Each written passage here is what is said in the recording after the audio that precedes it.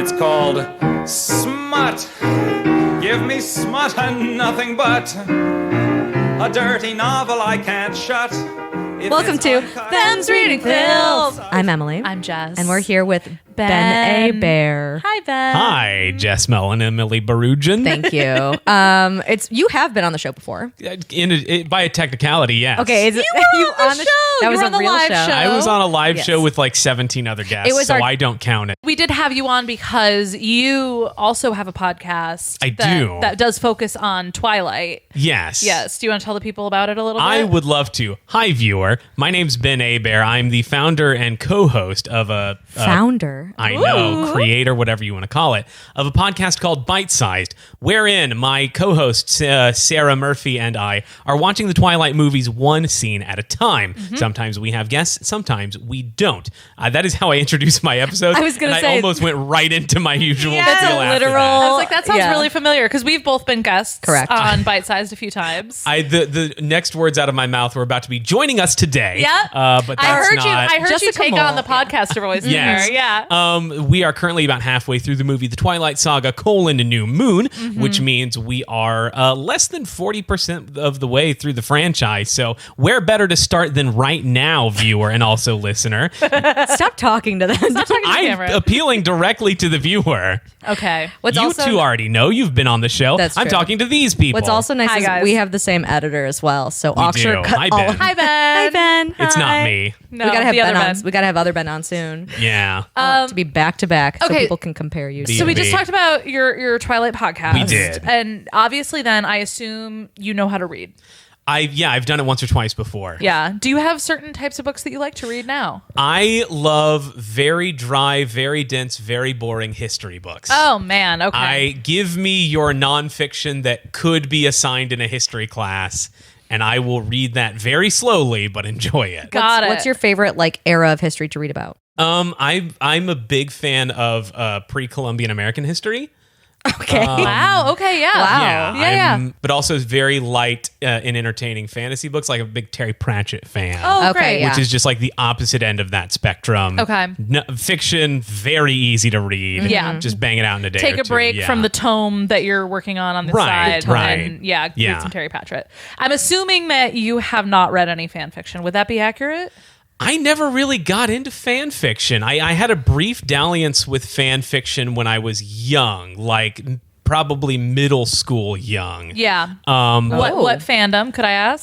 the Redwall books. I don't know that. Yeah. What is that? A lot of people don't, but those who do really do. It was this sort of young adult fantasy-ish series by a guy named Brian Jakes. The characters are all like mice and hedgehogs and otters and stuff like that. I think I and they have know- swords and whatever. I think I know exactly what this is because I remember Yeah. seeing it in the library a lot. I'm gonna look it up right Yeah. now to see if it's the right cover. I dabbled a little bit in Redwall fanfic only because Yes. the like one Redwall fan site I knew about, the creator of that site had like written a couple light fanfics. Oh, I love that. One of them was the only one I remember wasn't really, I guess it was a fanfic because it was fiction written by a fan, but it wasn't like her version of one of the books. It was like a talk show hosted by her OC and the guests. It was more like a Jerry Springer talk show. Oh, Okay. that's And the very guests much were fan like fiction. characters. Yeah.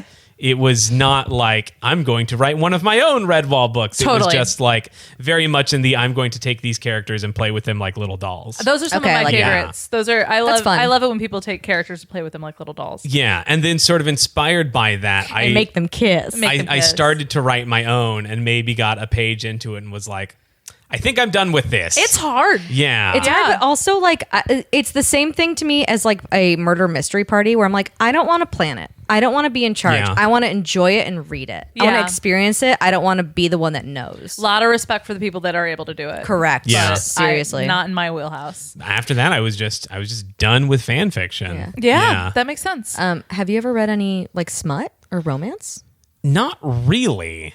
No. I that's not really one of the genres I tend towards. Yeah. Yeah, only if it's in the history books are we reading it. I mean, if it was Spicy stuff and that pre-Columbian American stuff. I guess so. Yeah. Or in the fantasy books, I guess. Yeah. But Sometimes. I mean, just, yeah, actually, fantasy can be very tawdry. It can. not really the ones I read. Yeah, the though. high fantasy is probably not. So what I'm hearing is we're here to scandalize you. Yeah, your job as host is to pull this repressed former homeschooler out of his little shame shell and get me to Yes. talk about sex for the first time in public. Can I tell you, I was like, I had, and this is actually very on par for I think the two of us.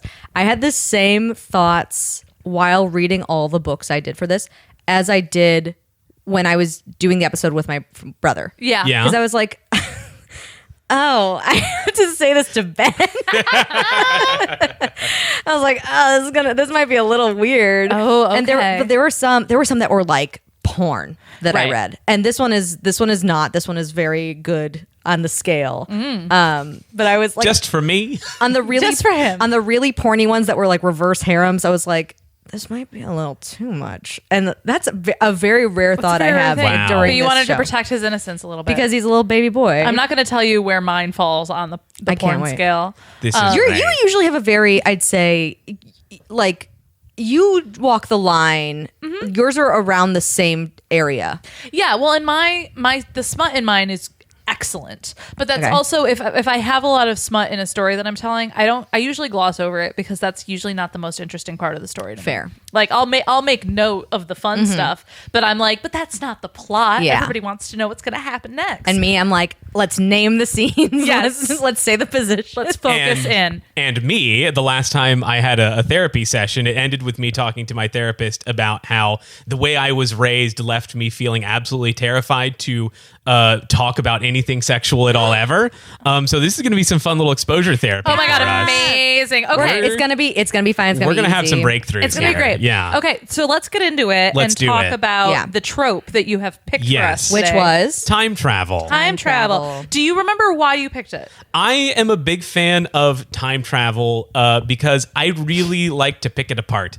Yeah. And I like to see, specifically I was a history major in college, and I like back in time travel because I like to see what they decide to acknowledge and what they decide to not to. I love they that. being the writer, the author, right. Okay. Obviously, like, there is so many reasons time travel would never work, but even if you were to, like, charitably speaking, go back 600 years to if I were to send the two of you 600 years ago to London, you would be barely able to communicate Right. with the other English speakers. Yeah, they're speaking a different language. Right. Yeah. And just like the culture is completely different. So it's always fun to see where be the burnt. author decides to draw the line. If I could just say, speaking to thoughts that we had while picking our stories, Yeah. you were like, I don't want to go too far with the sex scenes. While I was doing the story that I'm going to tell you about in a minute here, I was like, Ben's going to hate this type of time travel. Ben's going to yeah. be so mad about how they're handling this time travel. One of my goals for tonight is to not get too lost in the weeds of like I feel like that's gonna be a hard goal for historical accuracy. It's a Right. challenge for I also- sure. My two common themes that I wrote down for time travel is longing through time. Yeah. And then yada-yadaing the sci-fi of it all. So- Yes. Yep. I'm here to unyada those yadas. I'm here to continue to yada the yadas.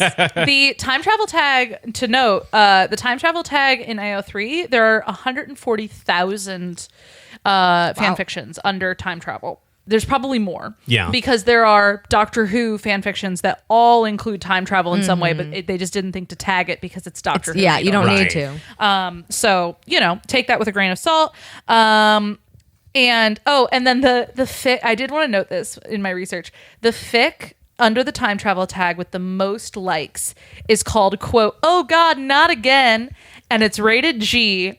And it's Harry Potter as an adult gets sent back in time, but to everyone else's eyes, he's still like an 11-year-old kid. Okay. And he has to redo it's him redoing the entire Harry Potter series, knowing what's gonna happen but like in the body of a child and being like, you guys know, like Voldemort's gonna come back, and if we do in the Goblet of Fire, and no one's believing him, and he's just No. trying to figure it out. That actually sounds so fun. It has so many. Oh, I likes. think it sounds lazy.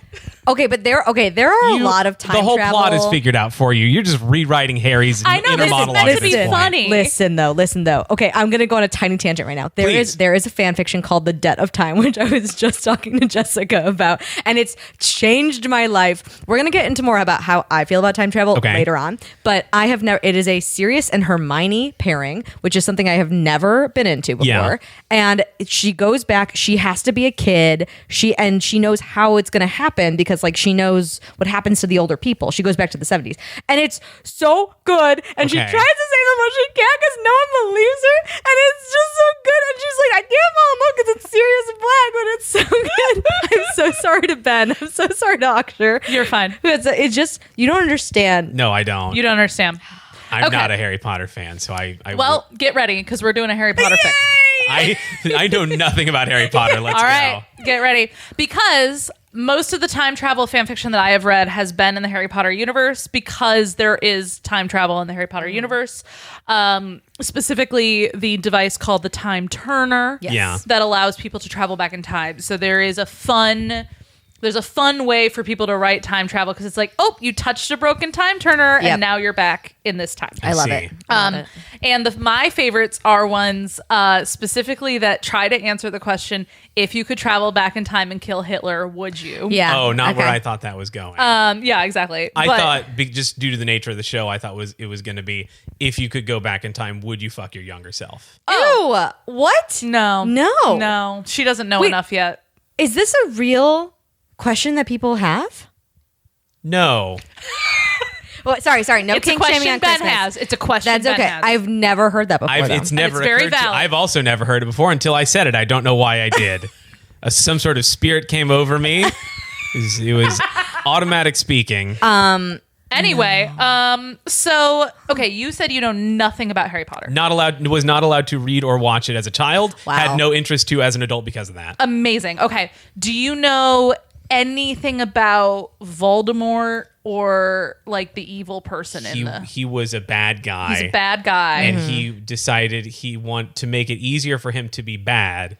He split his soul up into objects. You know things. Yeah, those I've are seen the called- movies exactly once. Okay, great. Like 5 or 6 years ago. Okay. That's fine. They're called Horcruxes. Yes. There's also a thing where Harry is the whole like thing at the end of the series is that Harry ends up being a Horcrux. Okay. Because Voldemort Spoilers for Harry Potter. fuck off. Because No, more spoilers for Harry Potter so that we're not giving Rowling the money. That's yeah, no, correct. exactly, Correct. exactly. Yeah. Fuck J.K. Rowling. But so Voldemort tries to kill Harry when he's a baby. That's rude. But what happens instead is a piece of his soul detaches and goes into Harry, and so Harry becomes a Horcrux. That's maybe the worst way you can fail. yeah. Yeah. To kill something, you're sort of taking the soul out of it. He can't- You put more soul into it. And a baby. He tries to kill a baby and he can't do it. That would be like if I tried to eat a sandwich and wound up making a second sandwich. Yeah, yeah, Yeah. exactly. And then putting a piece of your soul into it. Right. And then eating it again. Yeah. Yeah, it's not bummer. great. So that happens. So then throughout the books, that means that Harry is like very tied to Voldemort, but he doesn't understand why. Okay. He can speak parcel tongue, which is the language of snakes, and Voldemort's Okay. the only one that can speak that language. He can sometimes Just like the first Doctor. yes. Not. Sorry, that was more. Number 1 or number 9? No, from Greek myth. Oh, gotcha. The guy who had the snakes Oh. kiss his Yeah, ears yeah. and then he learned about medicine. Yeah. Yeah. I think that's about the main stuff that you need to know. But we are traveling. We are traveling back in time Yeah. to young Voldemort. Okay. His school days. Okay. He's very handsome. Great. So that's one thing that you need to know. We all speak the same language. We don't have to worry about communicable diseases because we all have more or less the same vaccinations. Correct. We are at Hogwarts, which Okay. everyone already knows about and is largely Water is still unchanged. clean, so you're not getting dysentery. Correct. God damn it. We've jumped back about 50 years, I would Okay. say. And the other thing, I'm trying to think of what else you might need to know. Any other characters? Harry Potter. Okay. We'll fill it in. Got it. Great. So this is from Tom Riddle's POV. That is the name Okay. of young Voldemort, Yeah. the future Dark Lord.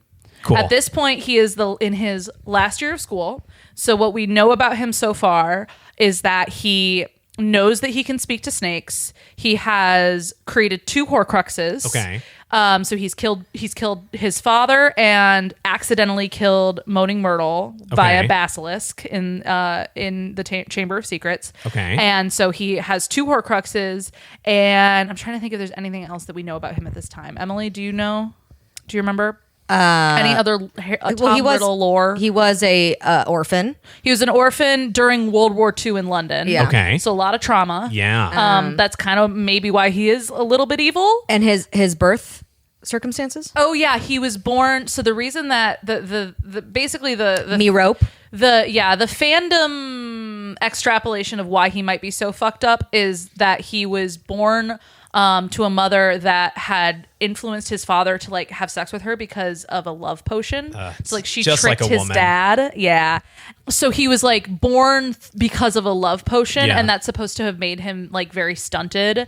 And then he's a traumatized orphan through World War II who's obsessed with becoming immortal and never dying. Sure. Makes honestly sense. All been there. We've all been there. You know, so Yeah. we're at the end of we're in the last year of school, which is kind of always talked about in the books is like his turning point. Like he's still a kid and he has killed 2 people, but he has not become evil, scary Snake Man. Okay. Okay. We're in his POV. We're sitting in What's it called? Oh, it's called In the Silence. Okay. It was published really quickly. It was October through November of 2024. Oh, wow. 12 chapters, 55,000 words. Okay. So novel length, not too bad. So we're in Tom Riddle's POV. We're in the Great Hall. It's the first day of classes. And so all the students are being sorted into their houses via the sorting hat. You just, Yeah. Ben, you just chime in if I say a word that you don't understand. I'm familiar so far. Okay. The sorting is happening, and he's just staring at this tall, lanky man with dark hair who's standing amongst all the first years waiting to be sorted into his class. I'm so excited. And we know that this is Harry Potter. And he's like, why is there a Potter? Because there's already a Potter in his class. Sure. Who's been sorted into Gryffindor and is in the same year as Tom. And he's like, the Potters are like an old wizarding family. And like, I didn't know that there was another one. Like, who is this Harry guy? He sticks out like a sore thumb. And then he puts Harry puts the sorting hat on. And it looks like he's like arguing with it. Like he's clearly telling the sorting hat something. Okay. And the sorting hat yells, Slytherin! Ooh. Wow. And Harry goes to the Slytherin table and sits down. And Tom is like, that's really weird because the Potters have always been sorted into Gryffindor. Like they're known for being these like noble, courageous people that are very Goody proud. two-shoes, Yeah. yeah. Very proud of being sorted into Gryffindor. So it's very unusual right off the bat. And he's like, what is this guy's deal? After the whole sorting ceremony, it's announced that Tom is the head boy. So he gets like special, he's like kind of the kid police, because that's kind of how it works in old Kid British police. schools. Like a hall monitor? Yeah, like Yeah. there's prefix, which are kind of yes. like hall monitors, and then the head boy is the head of the prefix, the head Right. boy and the head girl. Yeah. And they like get their own dorm rooms essentially separate from everybody else's shared living space, and basically it's like go to Tom if you need anything. Sort of the RA. Kind of the RA Yeah. of this school, And they're exactly. like, it's usually like the smartest one or who's done like the best in school. Sure. yeah, Like, yeah, yeah. It's It's like an honor to be a head boy or head I girl. would have been a head boy, is what You you're saying. would have. You been. would have been. I think I would have been too. Yeah. I Yeah. don't think if I was, it would have been like why is she one? I like rules. it would have been weird if I was one. Yeah. So people are leaving, and the new boy comes up to Tom and is like very cheerful. And Tom's like, ugh. And he's like, hey, can you help me find the common room? I don't know where it is. Like, I don't know where to go. And it's like, Tom, can you help me? And immediately Tom's like, that's very informal. Like, we're back in the day when you don't call people by the first name, Yeah. but whatever.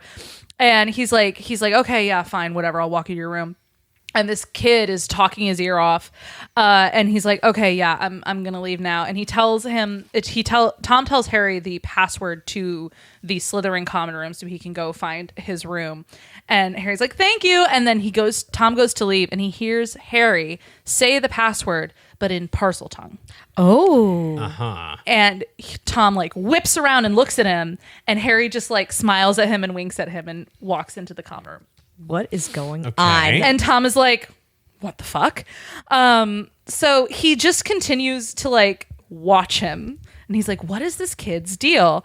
And he's like, and Harry keeps popping up next to him and seeming to make an effort to be around him, which just makes him more annoyed and angry because he is like a rule following loner who is focused solely on being the most powerful wizard in the world. And he's like, I don't need friends and I don't want to deal with you. Why are you always in my fucking face?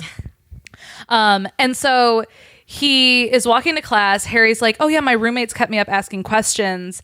And he's like, oh yeah, why did you argue with the Sorting Hat? And Harry goes, I figured it would be an easy way to get close to you if I was in Slytherin. And What is going on? And Tom's like, what do you mean? And Harry goes, I'm going to be your best friend. And Tom, we're still in his POV. He thinks, oh, great. The new boy is insane. I'm just going to ignore him and hope that he goes away. Can I make a guess? Yes. Where I think this is going? Absolutely, please. Is this not, instead of going back in time and killing young Hitler, this is going back in time and fixing young Hitler? Maybe. Okay. Maybe. I'm just gonna throw that out there and see what happens. We're going to see what happens. I really love in Fix, by the way, where Harry is just like happy. Like he's just like, hi everyone. Hello. Because he didn't get to be like that in the normal books. And No. he's always, In the normal books, he doesn't know what's going on. He's broken and scared Yes. and traumatized, And so as he should be. To have like a silly, happy Harry Potter is one of my favorite like fan fiction fixes. Because in the books, because he is funny, he's like sarcastic and cutting and like mean to his teachers, and but September passes, Harry is always around, and like Tom doesn't want Harry to know that he's so curious about everything, but he every once in a while slips up and like asks him a question, and every once in a while he'll be like, so why are, and he eventually goes, why can you speak parcel tongue? Potters are not parcel mouths. I am the only one that I know of that can do this. How can you do this? And Harry responds in parcel tongue and says, oh, I'm a parcel mouth because of you. And they're like debating and leaning closer and closer to each other across the table. And Tom finally goes like, I don't know what you mean, but like, what's your relationship to Fleamont, the other Potter in my year? And Harry smiles and says, he's my grandfather. And Tom turns around and goes, you're an idiot, and turns around and leaves. And is like, that's ridiculous. Oh, that's boy. insane. He is not your grandfather. He decides once again to ignore Harry from then out. Harry once again decides to get him to break. A few days later, one of Tom's, we don't call them friends, we call them his knights. In school, Tom Riddle, future Lord Voldemort, already started gathering power and had a group of other like kind of dark pureblood wizards that he called his knights. What a dweeb. I know. What a fucking nerd. And so Just gotta give that guy a swirly. yes. And so they were like kind of instructed to keep tabs on Harry and like keep Tom updated.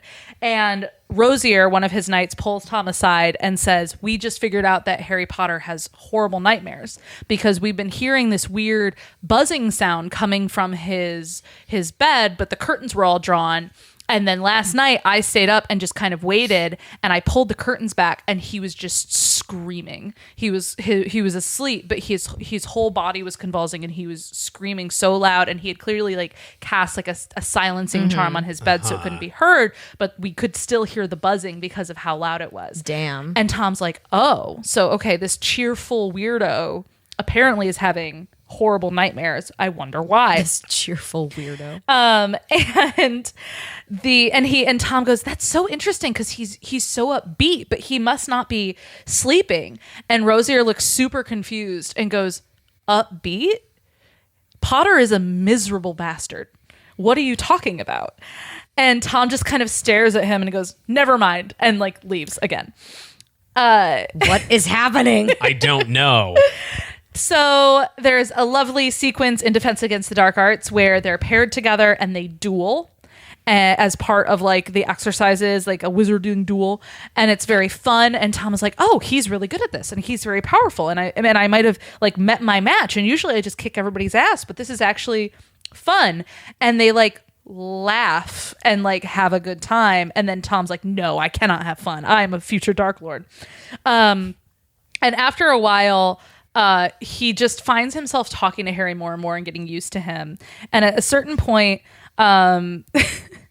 Tom is yelling at Harry because Harry's like, he asks Harry to join his knights. And Harry's like, I don't want to be in your club with your knights. I really don't feel like it. And Tom switches to Parseltongue to kind of yell at him. And Harry's like, what, are you going to kill me? I'm your best friend. You can't kill me. It's all happening so fast. And Harry's like, I already told you, I know everything about you because I'm from the future. And Tom's like, no, you're not. That's insane.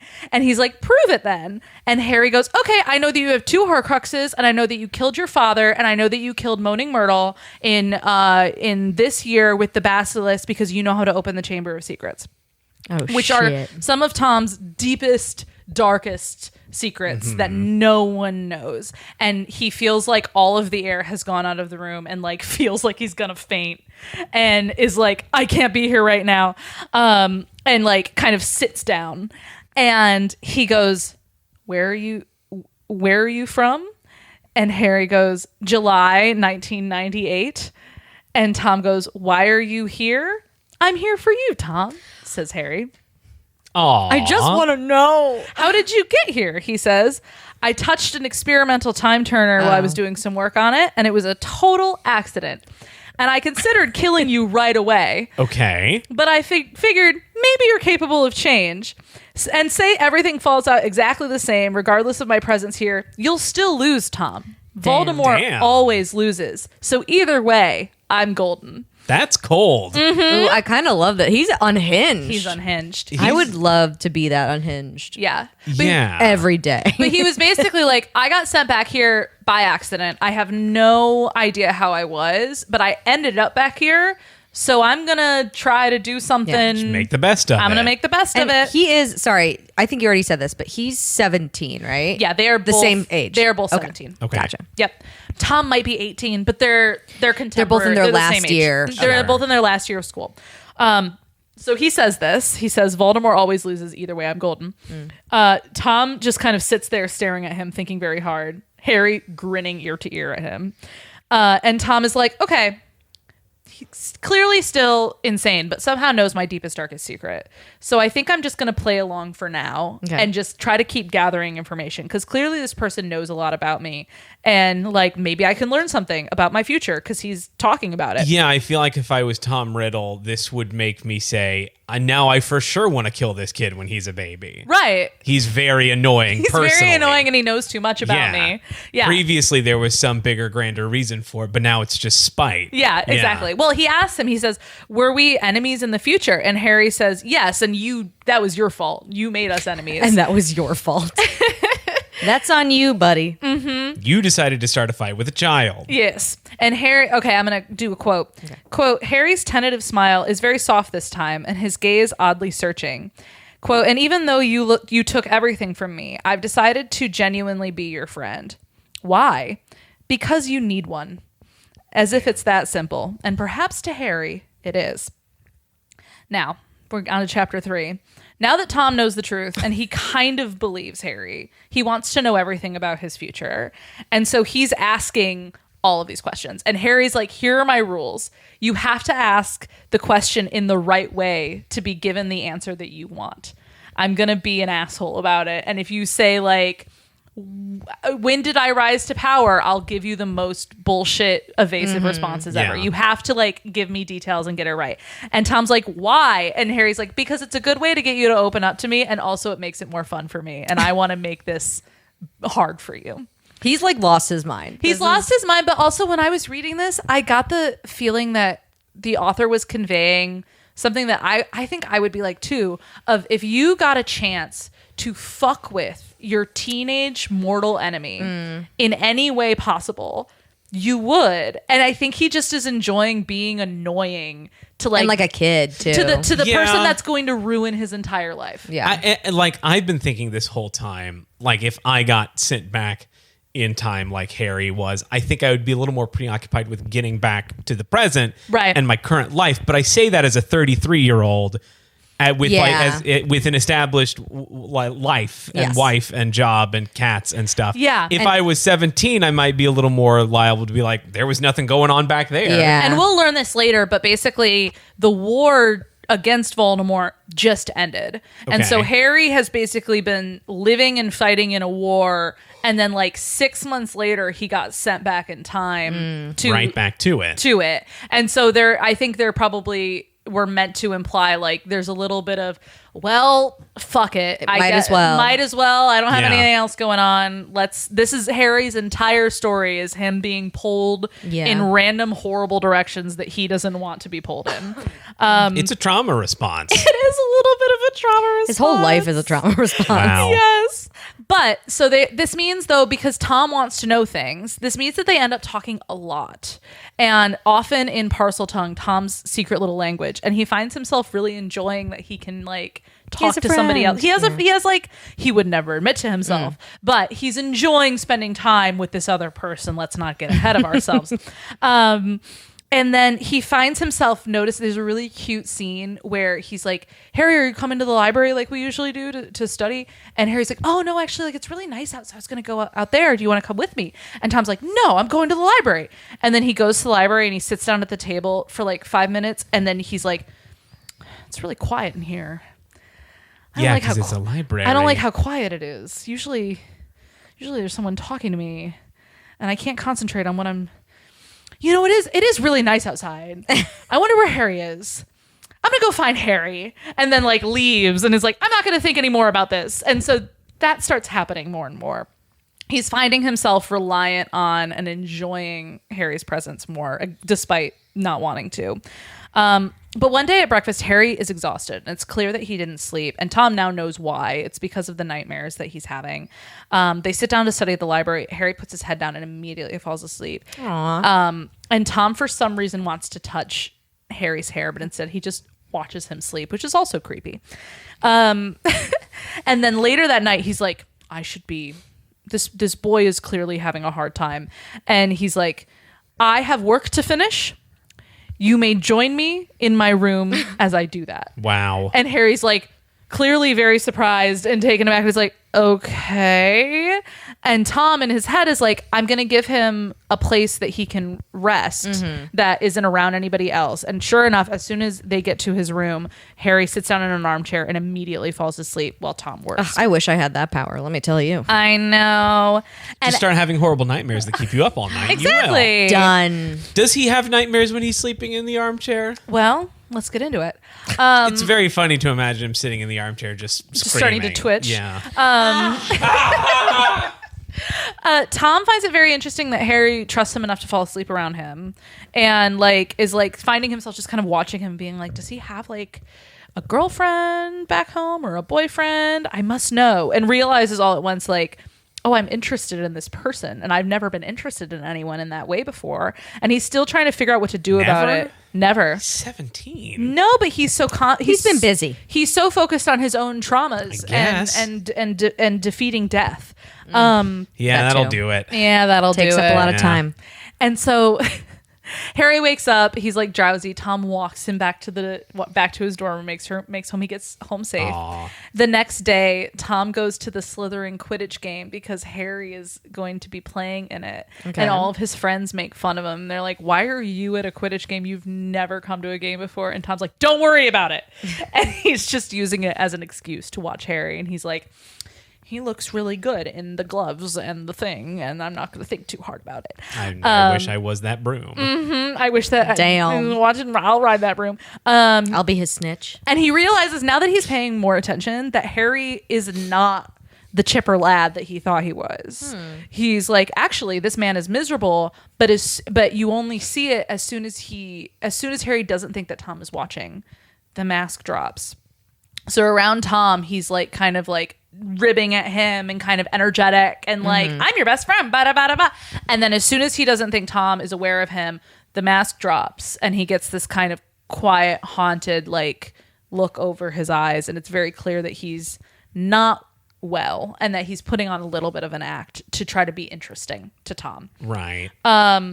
Tom realizes he doesn't know enough about Harry, so he starts asking him questions, and Harry really likes it and like starts to smile because he's like, "When's your birthday? What was it like at Hogwarts back in the day, Or in the future. in the future? Why didn't you finish school?" And Harry's like, "There was a war. I was on the run." And Tom was like, "There was a war?" And Harry's like, "Yes, I was trying to defeat a dark a Dark Lord, but it worked. And Tom's like, wait, you said that I lost. And Harry's like, yeah. And he's like, you destroyed my Horcruxes, didn't you? And Harry's like, yeah, I kill you in the future. Yeah. And Tom is filled with fury and is like, you have to leave now because I don't know what I'm gonna do. That's understandable. Yeah, because and the monologue is, the boy I liked kills me in the future. Oh my God.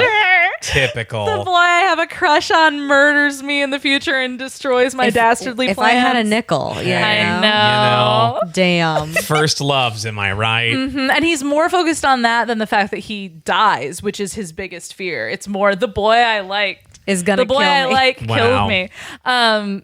And Harry is like, listen, I am trying to be your friend to prevent a future wherein I murder you and you kill my parents. Yeah. So let's keep that in mind. And Tom just can't hold on to his anger.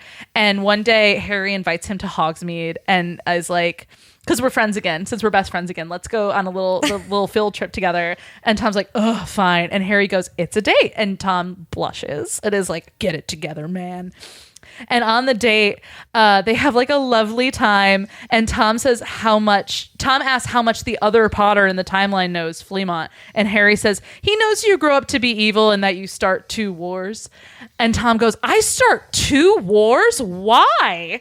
And Harry explains the 2 wars to him. Oh my God. They have a lovely time in Hogsmeade. They have a nice little date. Tom gets to ask if there was anyone special back home and is elated when Harry says that there wasn't. What about Ginny? What about Cho Chang? No. Wow, Harry. No, Wow. they're nothing to him now. On his birthday, Harry makes him wear a silly party hat and covers him in confetti. And Tom Yeah, laughs. because if Tom doesn't, he knows Harry's capable of killing him. Yeah. There's a shadow has been cast over this whole relationship. These are 2 people who have murdered each other and people important to them, acting like maniacs at each other. Everything Harry does now comes with the undercurrent of I've murdered you before. I've murdered you before. One wrong step and I'll do it again. Yes, but also Tom with the undercurrent of you tried to murder me as a baby and you killed my But parents. not in Tom's reality, he hasn't. No, but he knows that future him does that. There's a big difference between I have murdered you in my past and you might try to murder me in your future. That's fair. I got lost in that conversation. Yeah. That's fine. There was too many past and present tenses. That's okay. That's I got- okay. I You want to got- think And on it for a that's- little while? A little Do you bit. need another gin and tonic? That'll help. No, I'll go on later. Okay. I gotta finish this one. I already finished mine. So after We'll get you another one. after a Delicious. lovely birthday, they're drinking at the top of the astronomy tower in the castle, just like chatting. Classic. Of classic. And Tom feels that he's a little bit drunk and he's like, I must kiss Harry. It's urgent. I must do it. It's urgent. And he does. And Harry like lets him for a moment and then pulls away Yeah. and goes, this is not a good idea, and looks panicked. And Tom is like, I'm a fool. I'm a drunken fool. And he leaves and he avoids Harry for the rest of like the holiday and is pining. And after a week, Harry comes to him in the library and is like, so I thought about it and I think we should try kissing again because why not? Fascinating. And so Tom's like, are you sure? And he's like, yes, let's kiss. And they kiss. And Tom is like, this is the best thing that's ever happened to me. And Harry's like, that was really good. And like smiles. And is It was like a kiss or make it was like a kiss. Okay. It was like Just a really one. good kiss in the library. Okay. And Harry goes, I guess we're doing this. And Tom goes, are we boyfriends? and Harry's like, maybe. And then this is when the sex starts. Oh my. Harry enjoys pulling Tom into empty closets and rooms and making out with him. Sure. They enjoy going down on each other at various points. Tom is head over heels melty. He just melts in Harry's arms. Wow. Lots of dirty talk, lots of making out. Tom is in deep. The next chapter, we're about halfway through. The author's note is, ha ha ha ha ha, I don't even know who I am anymore. Enjoy, everybody. Wow. So that's where we are. I don't even know who I am anymore. Yep. There's some trauma, though, that comes with this because basically Tom realizes that Harry is while Harry is telling him these various very intense parts of the war, like he tells Tom about the duel that happens in the 4th book, The Goblet of Fire, where Harry and Voldemort duel after Voldemort uses Harry to come back to life. Where the wands connect. And he If almost you know dies. what I'm talking about. Literally. Oh, okay. And they connect, and like it's because they share a core, and If also you know because what I'm talking about. Yeah. They cross streams, if you know what I'm talking about. They do in the movie. They literally do. They literally Yep. do. But after Harry tells Tom that, he like clearly is very shaken, and like because PTSD is real, and is like clearly paying a bit of a price every time he tells him something, and the nightmares get worse. And Tom starts For Harry. For Harry. Okay, sorry. And Tom starts to notice this pattern of every time he tells me like a very important part of the story, it hurts him. And he's really like having flashbacks, and it's horrible. And also the roommates report like the buzzing was happening last night. And so now this starts like a thing of like Harry kind of sometimes falling asleep next to Tom, because Tom will go and try to comfort him, and then Harry will wake up screaming, and Tom will be there and like kind of help him through it. Damn. Yeah. They have a Valentine's Day. It's really cute. They have sex. It's very soft and loving and lovely. And it's just like everything is deepening. Everything is like kind of getting better. And Tom can feel himself going soft. And he's not fighting it quite so hard. Yeah. Not in a bad way. You know what I'm He was about to say it. And common problem for men of my age. He's 17. He's Not just- me, of course. Never. Say hi to your wife. No, I'm kidding. Hi, Minnie. We both know she's not listening. No. I'm going to send her this personally. We both. We're reaching a That's so point true. where it's like 3 months out from graduation, and Tom's like, well, I had this whole plan, but clearly that plan fails. Yeah. So I have to figure out what I'm going to do after I graduate. Yeah, I have to get a job now. I have to like do a I different can't thing. be a Dark Lord and take over this school with my knights. I have to actually think of a plan I have now. to think about my career. Yeah, how am I going to rent a condo? I don't know a trade. I don't have any, I can't do carpentry or anything. Do wizards need plumbers? Yeah, probably. No, they shit their pants. Magic remember? plumbers. They shit their pants. He's like, Harry, can you help me like workshop some ideas? And Harry goes, I will take anything that isn't murder based. Fair. They go over Tom's But also, list. you're one to talk, Harry. I know. Yeah. There's a lot of murder. I in this. love this Harry. I know. him. He's so much fun. Yeah. He's traumatized, but he's fun. Just like me. Yeah, just like you. Daddy, I can fix him. Oh, just like Ben. Just like Ben. Just like Ben. And Harry does a very classic thing where he's like, well, what is it? Like, what's your ultimate goal? What do you want to do? What do you want to do with your life? And Tom goes, well, I never really wanted to like rule over a group of people. I just wanted to be the most powerful wizard ever to exist. That's all. That's all. And Harry Small ass. Harry says that. He goes, is that it? And then makes fun of him a little bit, as he should. And so that's like, he's like trying to figure that out. We get to the last Quidditch game of the season. Tom sneaks into the locker room while Harry is showering, and like there's sexy locker room time. Yes. There's frauding in the showers. Yes. It's very fun. Wow. Hashtag frauding in the showers. Yeah. And then this is also when that evening, Tom gets the final kind of piece of the puzzle as far as Harry's story. And Harry tells him, because basically Tom asks Harry, how did you stop being a Horcrux?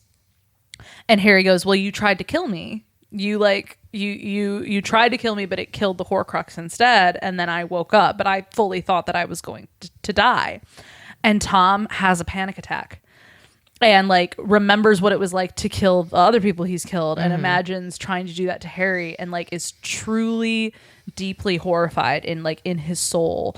And he realizes like what he's kind of given up by making the Horcruxes and splitting his soul.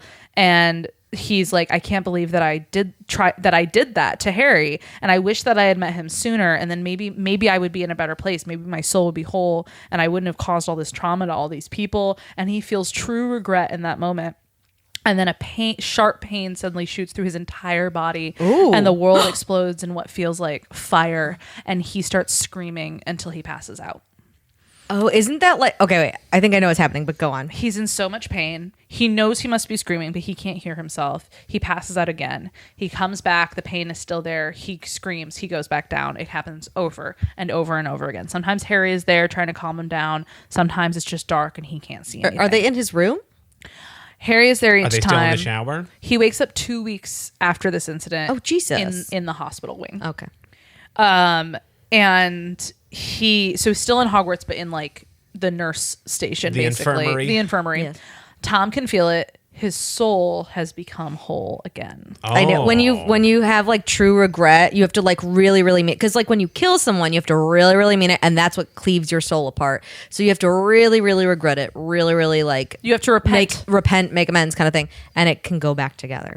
I see. Holy moly! I knew it. Yes. Wow. So because of true regret, he has become mortal again. Because he doesn't want to kill his boyfriend. He was my boyfriend. They banged in the locker room, and then he became mortal, and his soul came back together. If I had a nickel. Yep. Hey. And Harry comes in shortly after he wakes up and goes, "Tom, you're awake," and like runs over him and kisses him and whispers in his ear, "You were cursed with an object that you found, and that's what happened. As far as everybody knows, you found an object, and I got rid of it, and that's why that happened." And he's like, "I'm so proud of you. Welcome back." It must be nice to be in a magic school like that, where if something terrible happens to you, that's your own fault. You could just be like, "It's a curse object. It was a cursed object, Yeah. and I threw it in the lake. But I'm better now. I missed 2 weeks better of classes. now. I'll still pass. Yeah. Don't worry about it. Don't ask any questions. It's fine. Back to normal." It's fine. Tom's like, "I hope you kept track of the schoolwork I missed." And actually, I'm gonna read the quote. "I hope you kept diligent track of the schoolwork I've missed during my absence," Tom says, instead of blurting out some nonsense like "I love you." So that's where we All are. right. And Tom and Harry goes, "Of course I kept track of the schoolwork. I wouldn't do that to you," because their like final exams of their entire school like career is happening in like a week. And Tom's like, "I lost 2 weeks of studying time." Yeah. That would be bad. I would freak out. Yep. So we're reaching the end of the school year. We're also reaching the end of the fic. And Tom finally realizes what he wants to do. He's like, "I still don't want to die. I'm going to try to study alchemy. Okay. And I'm going to reach out to Nicholas Flamel, the creator of the Philosopher's Stone, which we remember from the first book that makes you immortal, and try to learn alchemy." And he's like, "Harry, can you please move to Paris with me to study alchemy with Nicholas Flamel?" And Harry says, "Yeah, I'll do that," and looks shocked but agrees. And Tom grins and like kisses him, and they're both laughing and they're like so happy. And Tom's like, "What have you done to me?" And he's like, but he's not mad about it because he gets Harry. But then Harry starts to get quiet and weird, and Tom doesn't understand why. And then right before graduation, Harry falls into a depression, and Tom can't figure it out. And then right before they graduate, Harry gives Tom a letter of recommendation from Dumbledore. Goes, "Take this to Nicholas Flamel. It'll secure your position. I wish you the best, but I cannot come to Paris with you." Whoa. Is he going to go back to the future? Harry reveals that the time turner he found was broken, but he knows, he can just feel it. He doesn't understand why, but he can feel that he is on a deadline, and that at the 1 year mark, it will usher him back to present day. Oh, this is Wow. interesting. He's like, I just feel it that on July 29th, which is the day that I got here, I will be sent back to my time. So I will not be able to go to Paris with you. And Tom is like, "Why did you make me fall in love with you if you knew that you were going to have to go back?" And Harry's like, "Because I wanted to make you better, and I wanted to make things better, and I didn't plan on having feelings for you. It just kind of happened." Getting sent back in time is no reason to miss out on a very formative year in a young man's life. I agree, Ben. He does not have to deny himself #frauding in the shower just because of the poor time turner experience. Yes, I agree. So they graduate. Tom goes to live with the Potters for the summer while they wait. Yeah, oh, because they know. Yeah, they sorry. know. Forgot about that. Thomas, which is like another logistic of time travel of like, if you find a group of people that like you kind of know and trust, I feel like you would tell them some of it. 100%. Yeah. Even if you were worried about timeline implications, because you would need an ally. Yes. Right. So it made sense to me that he would like tell the Potters, like, hey, Yeah. I kind of look like you guys. Which and is here's why. a Yeah. big issue I have with other time travel where I'm like, they have no one. Right. And I'm Right. like, I like it when they have the one, they're like, you can't tell anyone, but this is what's going on. Yeah, you need a friend.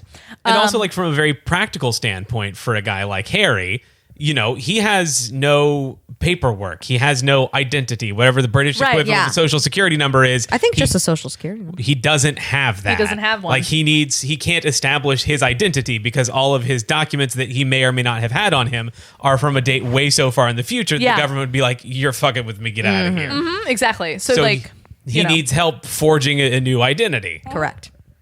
Yeah, and it's definitely a thing, and I think it boils down to lazy writing because J.K. Rowling sucks. But Correct. like where all the Potters kind of look the same, and all the Yeah. Weasleys kind of look the same, and we can just extrapolate. It's called from there. inbreeding. Exactly. So the night before July 29th, You told me to stop you if I encountered a word I was not familiar with. yeah, Emily, what's inbreeding? yeah, Emily, Explain that to it's me. when people who are of a similar bloodline. I actually don't know the like degree to which when it stops. I appreciate your earnestness in attempting to answer this Third dumb cousin? question. That's how I fuck you up with your dumbass jokes. I'll you know what? You want to make fun of me? I'll say something Has to you. doubling down ever worked on me? Always. No, very rarely. Okay, so it's the night before, like the night, July 29th. It's like the night before. They don't sleep. They stay up just like talking and staring into each other's eyes. Tom is like, what if I end up like not, what if I backslide after you leave? What if all the things that happen in your timeline end up happening? Just don't become Like, evil. What if I Right. fail? And Harry's like, you won't. You've already changed so much. Don't worry about it. And Harry's like, I don't know exactly the time. Like, I don't know if, I think it was around 11 a.m. that I arrived here. And Tom is holding Harry and they're kissing. And then suddenly he's just alone. Wow. He's just alone in bed. Wait, didn't see this coming. I'm so excited. And Harry is gone and Tom screams and the windows explode. Ay vey. And then And his soul breaks again. No. I got His really heart- scared. just his heart. That's fine. We all Yeah. have that. Yeah. And as he's packing his things, I'm going to do another quote. He picks up the journal Harry got him for Christmas. Inside, Harry wrote, "I love you. I'm sorry. I love you." And Tom goes quietly and completely to pieces. The next chapter is the first half of this chapter is diary entries that Tom entered into this journal in the years after Harry disappeared. Okay. So Tom arrives in Paris for his apprenticeship. He's missing Harry. He's clearly, you can tell from the writing, super angry, super depressed, short, sad, very, very upsetting entries. Months go by. He's slowly writing more and more about making friends and doing well in his apprenticeship. And he's talking to Harry in the entries, reminiscing. And after the 1 year mark, he doesn't write again for a whole other year. Oh wow. And then at the 1 year anniversary of Harry disappearing, again, he says sometimes he considers being the Lord Voldemort of Harry's timeline after all, just to see him again and throw off the mask and be like, actually, it's me. And do you remember me? And Baby. and in Baby his, like, child that I'm in soul, love with? That I'm that's all he trying to wants. kill. Yeah. But then I remember your screams, your sadness, your pain, and I'm sick with guilt, and I just miss you so much even still. 6 Even years. though you did tell me that you killed me. It was his fault. It's water under the bridge at this point. His own fault. If you say so. He's a surprisingly forgiving Dark Lord. Right? I think the hope. Anyway, no, we're not going to get into it. Okay, then. 6 years after that entry, he writes again and says, "I have completed the stone. I will live forever. I just wish that you were here to do it with me." Damn. 6 years after that, I just heard that the Potters have welcomed their son, James. 20 years after that, Harry Potter was born today, but he will never be you. 18 years after that, in a different life, we'd be together. And in this life, Harry Potter has disappeared. And so he is immortal because he has the Philosopher's Stone. 40, I'm bad at math. 40 years have gone by Since the initial. since Harry Yeah. disappeared. Gotcha. Okay. The Harry Potter exists in this timeline as well. but he's not the same Harry because he has not gone through the traumas. Because he has no war to fight. And he has no war to parents. fight. He has parents that Voldemort's love just him. some guy who lives Yeah. in France now. Yeah, yeah. And Voldemort never existed. Tom Riddle is I just guess, Tom Riddle, yeah. this immortal academic alchemist who has built a completely other life. But Harry Potter still disappears on the same day when he's 18 years old. Okay. And Tom is like, What's up with that? Wonder what's going on there. Because he has like creepily kind of spied him and like, is that my Harry? And it's like, no, that's not my Harry. The next morning, he's sitting in the kitchen when the locks around his home kind of wobble around, and he turns and he stares at Harry Potter standing there in his doorway. Not the imposter Harry that lives in his timeline, but his Harry wearing the same clothes as when he left decades earlier.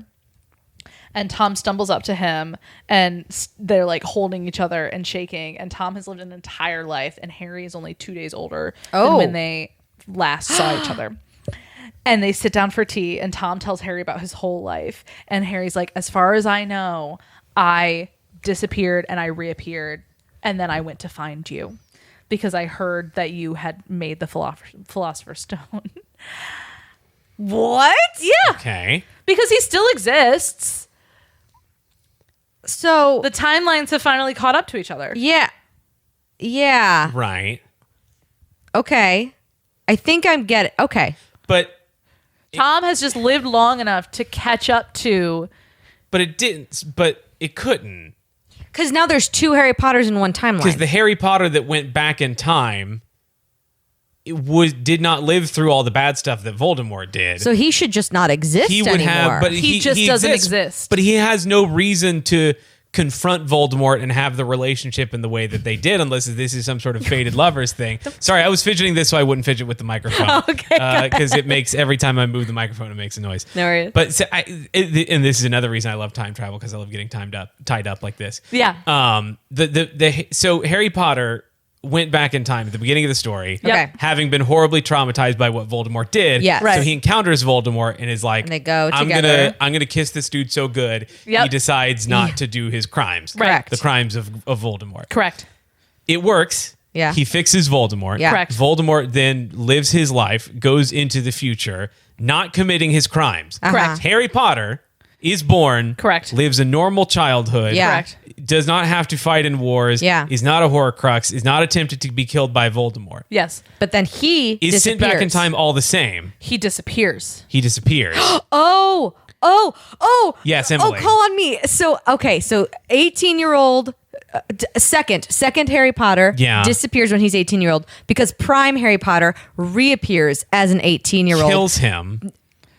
Do we know? The two no. Harry Potters. Do we just think, okay, well, that's actually really sad for second Harry Potter. I think second Harry Potter just kind of pops out of existence. Oh my God. So, but prime Harry Potter now has to go live the life of second Harry Potter. Apparently, yeah. He God, has he's to go gonna- introduce himself to to his his parents. Yeah. This is a lot of, this we is don't more we don't trauma. get into that really, but yes, that's what I assumed when I was reading Okay, it. okay. Of like prime Harry Potter is back basically. Yeah. Yeah. And so usurped second Harry Two Potter. Harry Potters cannot exist at the same time. untraumatized Harry Potter just kind of leaves. Wow. Right. Okay. To my understanding. This is, yeah, I think we're all on the same page. Yes. Okay. Yes. Okay. Crazy. Tom didn't know what was going to happen and Yeah. so is so relieved and shocked and is like, oh my God, you're here. I did not think that you would ever be here. He just assumed because there was now a Harry Potter in this timeline That he wasn't going to show up. that he wasn't going to show up again and just that he would stare longingly from afar.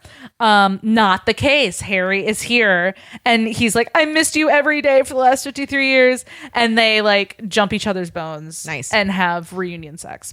Wait, does Are we- Voldemort look?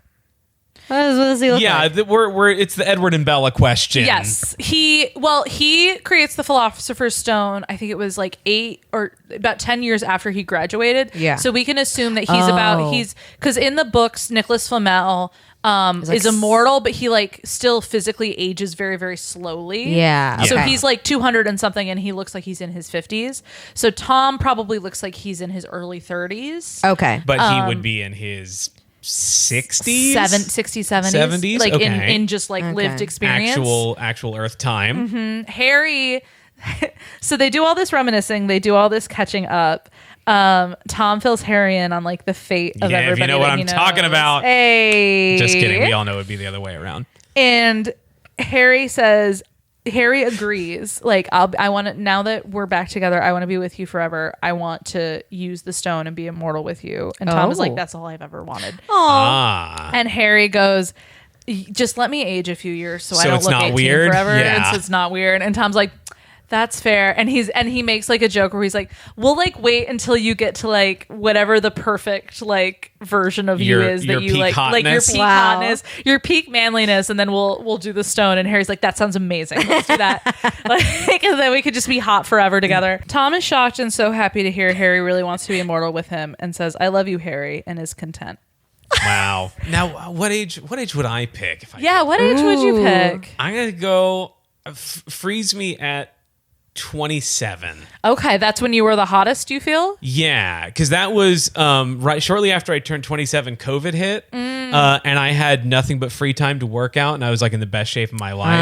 And I also like trimmed my beard for the first time in a long time, so I was like, yeah, this is Yeah. good. I think I remember Muscular Ben. something like that. Yeah. Yeah. Briefly. You've always just been an amorphous blob to me, so I don't know. How dare you? You're welcome.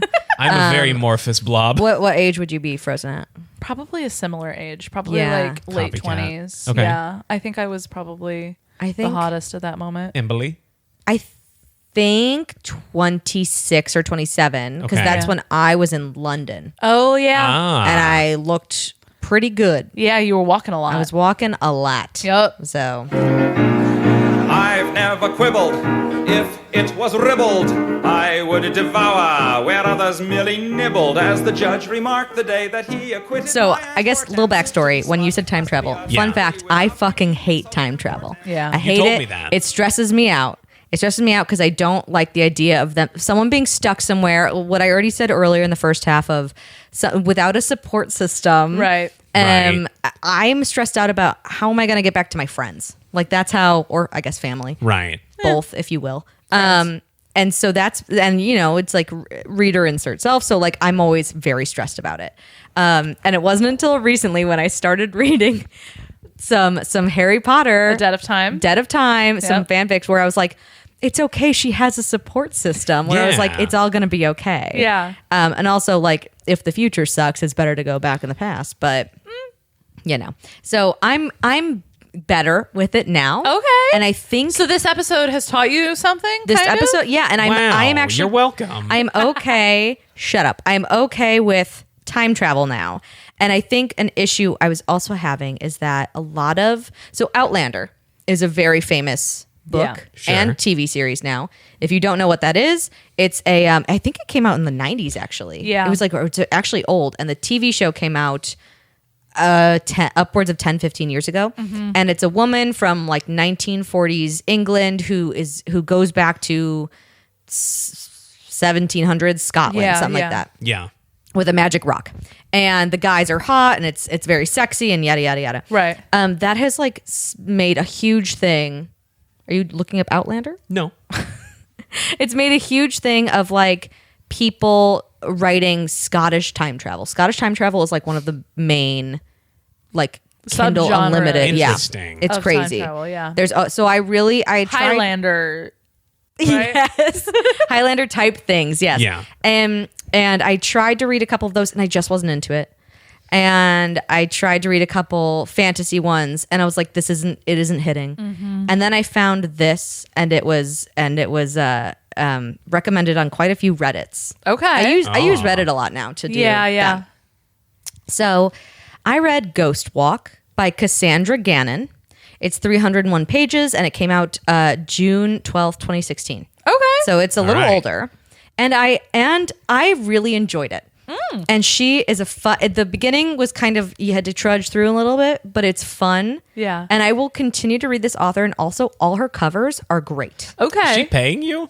No. Maybe a little. But I like to give credit where credit's due. Fair enough. Yeah, I mean, Yeah. considering you went into this going, Ben's going to be a guest and I hate time travel. Yeah. This is a huge change for This you. is a huge Yeah. change. big yeah. deal. Yeah. So I haven't done this in a while too. This is weird. Okay. I know. Prologue. We're going to start with the prologue. Okay. Hold on, Great. I'm going to turn. so Yeah, I can- go ahead. Everyone get Facing comfy. Emily Get now. comfy. Yep, there we go. Okay. Tell me a story. Well, Grace Rivera is a crime scene tech working on a murder in an alleyway. It is the 3rd of July. It's hot. It's daytime. It's like 2 p.m. And she's cataloging things. She's surrounded by all these, police officers and like detectives. And she's seeing like this. There's a flyer because the alleyway is next to a concert hall. Okay.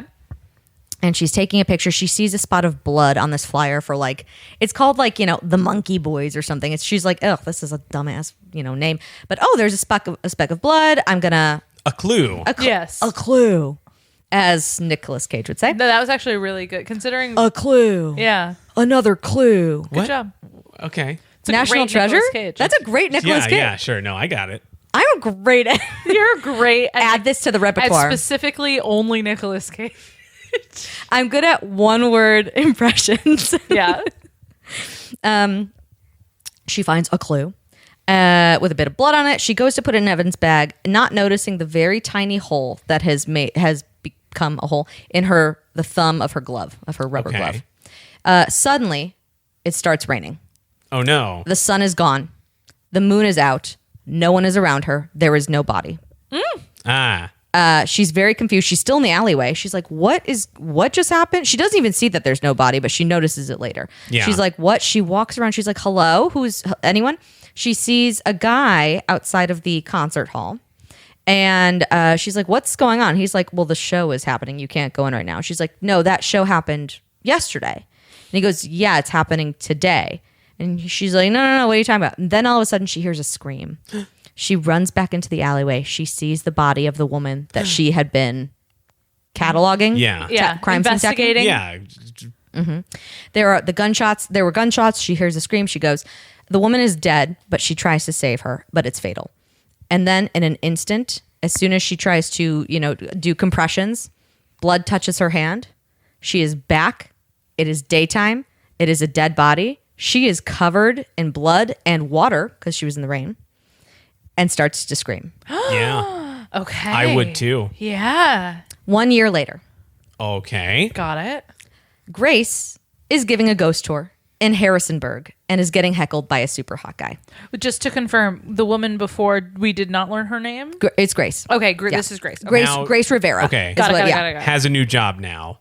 Yes. Giving ghost tours. Yes, giving ghost tours in Took a pay cut, in if we're being Harrisonburg, honest. Virginia. To not touch blood, I presume. guess. Yeah. But Ghost Tour is still adjacent. Yeah. Yeah, and she's from Harrisonburg, Virginia. She grew up there. She's now back giving a ghost tour. Okay. Getting heckled by this hot guy. He's wearing a tri-corner hat. Does that give you any? Do you know what a tri-corner hat is? Yeah, I know what a tricorn hat is, Emily. A Scottish accent. Couldn't get away from that. Right. And is sickeningly handsome. Ugh, gross. Everyone else is being decent and ignoring him as she continues the tour, but she knows that he's right, and she really does suck at this. She's not into it. She kind of hates it. She comes actually from a supernatural family. What does that mean? The Winchesters? Think tarot readers, fortune tellers, Oh, I Got see. who it. have Okay. been there since the Revolution. So Okay. her family is just as old as Harrisonburg. They've always been think of the Owen sisters a la Practical Magic. Right. They're the town the weirdos, but we love them, but they're Right. weird. They live over there. They live over there. Not like DAR, been in the No. area for Well, a long time. I mean, yes, since Okay. inception. But not like old money, high society. No. Like Yeah. their thing is that they're poor. Yeah. And they dabble in magic.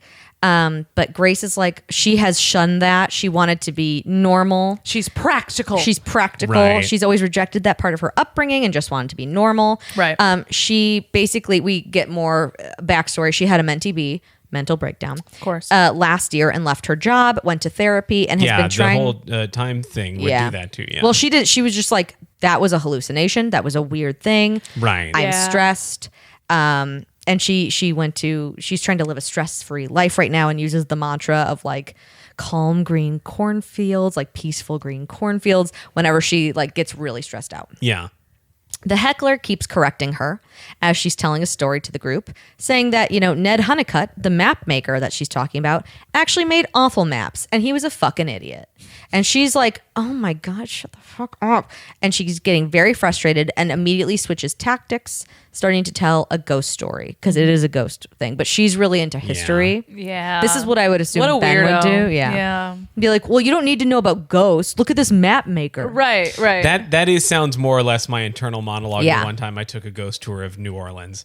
Yeah. We were walking around the French Court, and all I could think was like, yeah, but what about the real stuff that actually happened and is more interesting? Yeah, there was some Exactly. wild real stuff that happened in New Yeah. Orleans. I do love. Oh no, we took a cemetery tour in New Orleans. Still, well, that's more history, I guess. I did like a historical tour. Yeah. There was definitely some ghost stories as well. Yeah. But I there was love a some ghost tour. Just like shipping women in from France because it was like, well, they need wives. Yeah. So Let's find some. Let's find some wives. That kind of stuff. Tell me about it. Yeah. The only time I've been to cemeteries in Louisiana is for family funerals. Are Are they cool? Now they are. They've been dead a long time. No, I meant I hate you so much. Cut all of that. Don't cut anything. Get back to your story. She switches tactics and starts telling a ghost story about Captain James Reardon, America's first serial killer. He was a pirate / businessman and supposedly killed 3 ladies. That's it? He is the first serial killer. He's I just think back then serial killing was very chill. I guess. You didn't we need didn't have high our stats. We didn't have our Dahmers. Once we didn't is a have our murder, Gacy's. 2 is a coincidence. 3 now is a 3, serial. That's Yeah. serial. And listener, that applies to you too. 3, Lucky that's charm. Cheerios. Yeah. He's also happens to be a historical figure who Grace read about all the time growing up because his picture was hot. He was hot.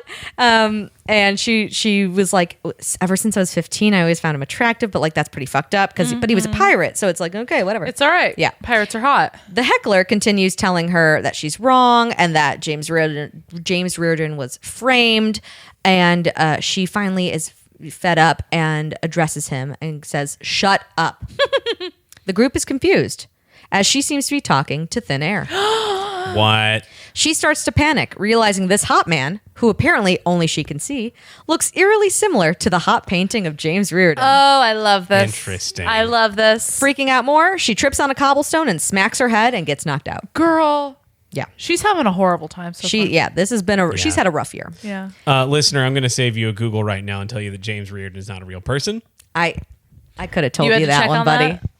I just wanted to verify. Fair. Okay, I appreciate that. Yeah. actually. It occurred to me after I Googled it. Oh, I know who America's first serial killer is, and it's not that guy. Anyway. Is it H.H. Holmes? It's H.H. Holmes. Yeah. I know. I know all about H.H. Holmes. You've read Devil in the White City. Yeah, Yeah, I have. Chicago's first serial killer. We all know him.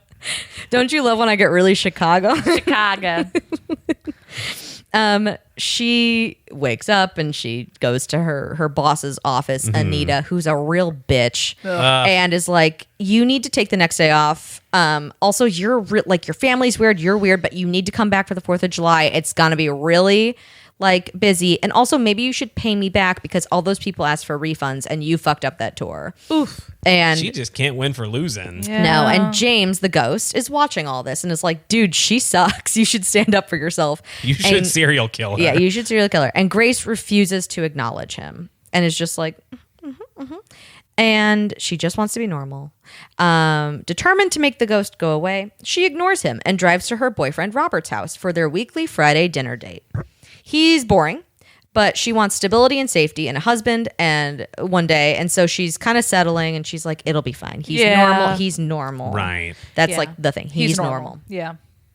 She walks into the house, all the while Jamie and James, it's interchangeable. Got it. Following her, continuing his monologue about how she's the only one that can see him and it's fate, so she should help him and clear his name because he was framed. When all of a sudden he abruptly stops when they get inside the house. Does he, just to clarify, does he look like ghostly, or is like in her view this is just a man?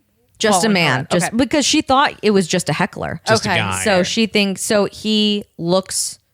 I think he Totally looks solid. corporeal. He's not yeah. semi-spectral. You Right. can't see through Yes. him. Is he moving through like walls or anything, or like he is? He a can. man? Yes. Okay. He can do that. He can't touch her. I'll get into that in a second. Got it. Okay. when he abruptly stops and confused at him finally stopping, she looks at him and he's like, we should go. We shouldn't be here. And he tries to touch her back, urging her to leave, and he passes through, but she can feel like a tingle. Yeah. And he can feel like a tingle. And he hasn't felt that in 200 and something odd years since he's been alive. Okay. And he's like, that wasn't nothing. That was a tingle. Interesting.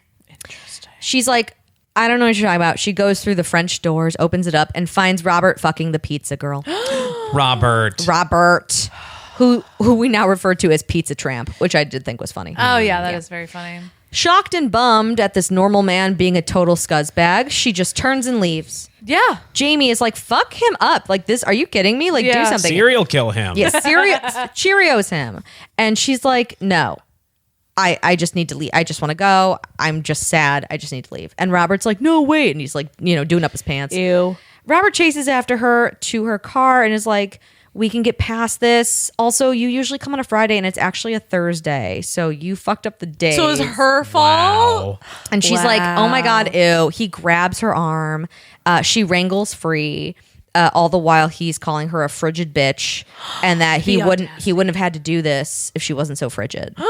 And Wow. Jamie is just watching this seething because he's putting his hands on this woman and it's so wrong. And Right, blah, blah, blah. right. A pirate would never. A pirate would he's a pirate and a gentleman, which is what I look for in a man. Right, of course.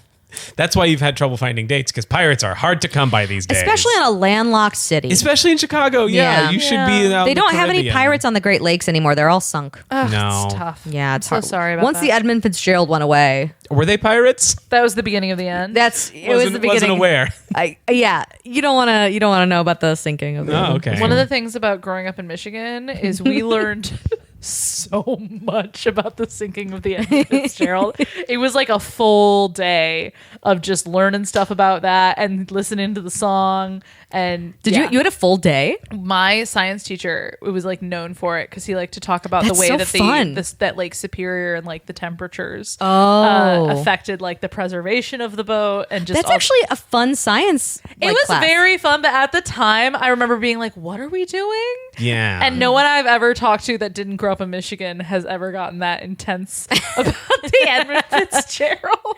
I grew up learning a lot about pirates. Yeah, That makes sense. because of where you grew up. Well, yeah. Yeah. So specifically, my dad's from Lake Charles, Louisiana, Mm-hmm. which, according to local legend, is where famous pirate Jean Lafitte Yes. buried his treasure. Lafitte. And so every year, I think it maybe has changed names, but every year there's a big festival. The biggest festival in Lake Charles is called Contraband Days, where a guy pretending to be Jean Lafitte sails into the city and kidnaps the mayor and makes him walk the plank. And it's just sort of that's so imagine a fun. Renaissance festival, but they're all pirates. Yeah. It's like I went to Lafitte's pub when I was in New Yeah. Orleans a couple of months ago. Yeah. Yeah, That's yeah, fun. It's they cool. have something like that in Florida too, and it's like Pirate Day. It's like Probably, it's yeah. Cata or The something. Louisiana version's better. It's more fun. honestly, I agree. Yeah. I agree. I've never been. It's a good time. That was a weird way to say it. I've never been. It sounded like you were lying about I know it was. I breathed at a weird moment. I apologize, Edmund Fitzgerald. So Go ahead. she gets home. Yeah. Grace is home. She's drinking wine, eating ice cream, and finally she starts talking to Jamie. And he's like, "Thank God." She's like, "You're probably a brain tumor." He's like, "No, I'm not." He talks about being a ghost. We get a little backstory. He's been a ghost for 200 plus years. She's like, "It's probably better than life back then when people had to wear wigs. Is that even your real hair?" He's like, "Absolutely." And then they like flirt a little bit, and we Cute. get like, this is a dual POV, so we switch constantly. And we get Jamie's like internal monologue that he was born with a twinkle of knowing. So like What? Sorry, what? So that's what it's like. I feel like I've heard this before. I in have like not. in like Ireland and Scotland, it's like the knowing or like the knowledge or like the Okay, so, you've like- been touched by the fae. kind of Right, like thing. you just have a little bit more of an understanding of the gray Yeah. areas. you can and see the- you yeah, can yeah, see yeah. the fairies, you can see the brownies. Okay. Okay, Yeah. got it. And his father was Ian Reardon, who was an abusive pastor, who really just like killed his and his mom's spirits, Yeah. and was just like mean and awful. And once his mom died, Jamie was just like, "I'm getting the fuck out of here." And it was just like really, he was vowed to never be beholden to his father again. And he knows, because he has this twinkle of knowing. He's like, Grace is the only person that's ever seen me, and I just feel this connection, and I think she's like meant for me. So we're meant to believe that he's been just wandering around for 200 years? Yeah. Just hanging out. Hanging out. This same area of Virginia, or inconclusive. I think he could actually go anywhere. Okay. But they didn't say, but he's not bound to where he died or anything. Hopped on the Amtrak. I don't think so. Like, he talks about like went to the movies a lot and like watches TV and stuff, but it doesn't say where. Yeah. But okay. he did in say people's houses, I assume. Yeah. But like, where are the houses? Are they just Right. there? Are they going anywhere? And he talks about how he takes that ghost tour every night with a different tour guide. And so yells. this was the I first see. time. Yeah. So Fun. I would probably do that too if I was a ghost. Yeah. Yeah. He knows Grace is meant for him. He asks her to help him clear his name. She lays out what she believes to be true, that Gregory Maxwell, who was a guy back then, wrote a whole book about him and his murdered sister. And Jamie is like, Gregory Maxwell was a fucking idiot. He didn't know anything. Jamie's like, I only danced with those girls at the summer ball. And, and Lucinda Wentworth, one of the girls that died, she and I had a thing. We were friends with benefits. Fun. But like, we both knew it wasn't like, we weren't serious about each other. Uh-huh. And as he's protesting his innocence, her phone rings and the machine gets it. And it's her Aunt Serenity. Everyone in the family, by the way, has a virtue name. So Grace, very Puritan. Serenity, Charity, it. Uncle Truth, Great. Uncle Loyal. It's like a whole thing. Yeah. And they both listen to her aunt basically telling her, I told you so about Robert not being a gentleman, because she's a psychic. She knows. She knew all this. And she says that she goes, Grace, like, I knew that this wasn't the guy for you. You're about to meet your partner in italics. And he's very handsome and very charming. And basically, partner is family shorthand for, like, quote, the best kind of magic. So basically, like, soulmate, I think. Yeah. Yeah. It's the person who, like, makes your magic the most it could be, is what they see. kind of say. She goes back to the conversation of clearing his name, which might actually be impossible because all of this was 200 years ago. Right. Fair. There's not exactly a case to reopen. You might get angry by this book. I don't know. I'm excited. waiting. But he learns that she was a CSI tech, and he keeps bugging her. He's like, you used to do this, like, please. Okay. And she says she'll give him 3 days until the 4th of July, when she has to go back to work, to look into it. And he's like, yas. So the next day, That's how they talked back then. yas. Yeah. And he's Scottish, so He had listened to Hamilton. exactly how and he was sounds. trying to. oh yeah, Yeah. that's pretty Scottish. I? Yeah, yours was more German. Oh, Oh. I'm not. Don't. The next day, Moving on. they start with the first murder, which was Lucinda Wentworth. They go to her house, which has been kept up by the Historical Society. Jamie the whole time is like, this is not what her house ever looked like. This is so dumb. which I was like, this is actually pretty funny. And he goes, this isn't what her house looked like except for this fucking painting. And there's a big family portrait of like the parents, Lucinda, and her sister Eugenia. And Lucinda's like the hot girl, and Eugenia's just like like just listener, like kind of scowling, but kind of just like, I don't want to be here. I like Eugenia. And she has a bit of a scowl. They sneak upstairs and to go to her bedroom, which is where the body was found, which is being used for storage at the moment. Grace realizes that the floorboards are actually still original.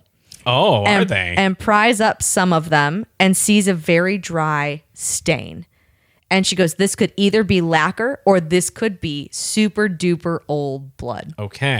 That seeped through the floorboards that was never cleaned. Sure. Okay. With her makeshift kit that she had at home, because she was a crime scene tech, she sprays luminol, and she determines that it is in fact blood. I see. Wow. Yeah. How do you feel about that science right now? I know nothing about crime scene investigating. So Yeah. if they go back to James's time to around the period of the Revolutionary War, then I'll start Gotcha. talking. Here's my thing. No one heard them prying up the floorboards? There's a tour going on downstairs. Probably people talking. Tours are so loud. Yeah. Tours are notoriously so loud. Yeah. Fine. Sure. Please continue. It's almost July 4th. There's probably a marching band. So many going, fireworks happening. A drum Yeah. and bugle corps. Right. I'm also wondering because she uses like a screwdriver. She's only prying up like a couple. Like I don't think it was. Yeah, but think about Chicago apartments even and how old and creaky the floors Yeah. are. True. And someone prying up a board or two, I'd hear that. you'd hear it. Hundo P. It's Yeah. fine. It's fine. It's not the point. Please continue. So he's like, wow, you're so good at this. There's also like, she goes around, she's like, she takes pictures and she's like, where was the body? Like, we don't, and she, you know, crosses out the ideas of like, oh, it wouldn't be here. It wouldn't be here. Like, this is probably where the blood would be. Like she does Yeah, a whole yeah. thing. Yeah. And I'm like, that's pretty plausible. Yeah. He's like, you're so good at this. Why did you stop? She finally tells him, because she's kind of said it a couple times. She just keeps going, I burned out. And he's Yeah. like, I don't know what that means. I'm a ghost. We didn't have those. We didn't words have in burning that out. time. Yeah. We had burning witches, but we didn't have burning out. They were mostly hanged. She finally, okay, we'll see. And she finally tells him what happened, the whole thing that we saw in the prologue, and that she basically lost it. She's like, I think I just lost my mind. Yeah. And she's telling him this. She shifts, and because she's crouching down, Yeah. and her hand brushes the blood stain, and suddenly the bedroom vanishes.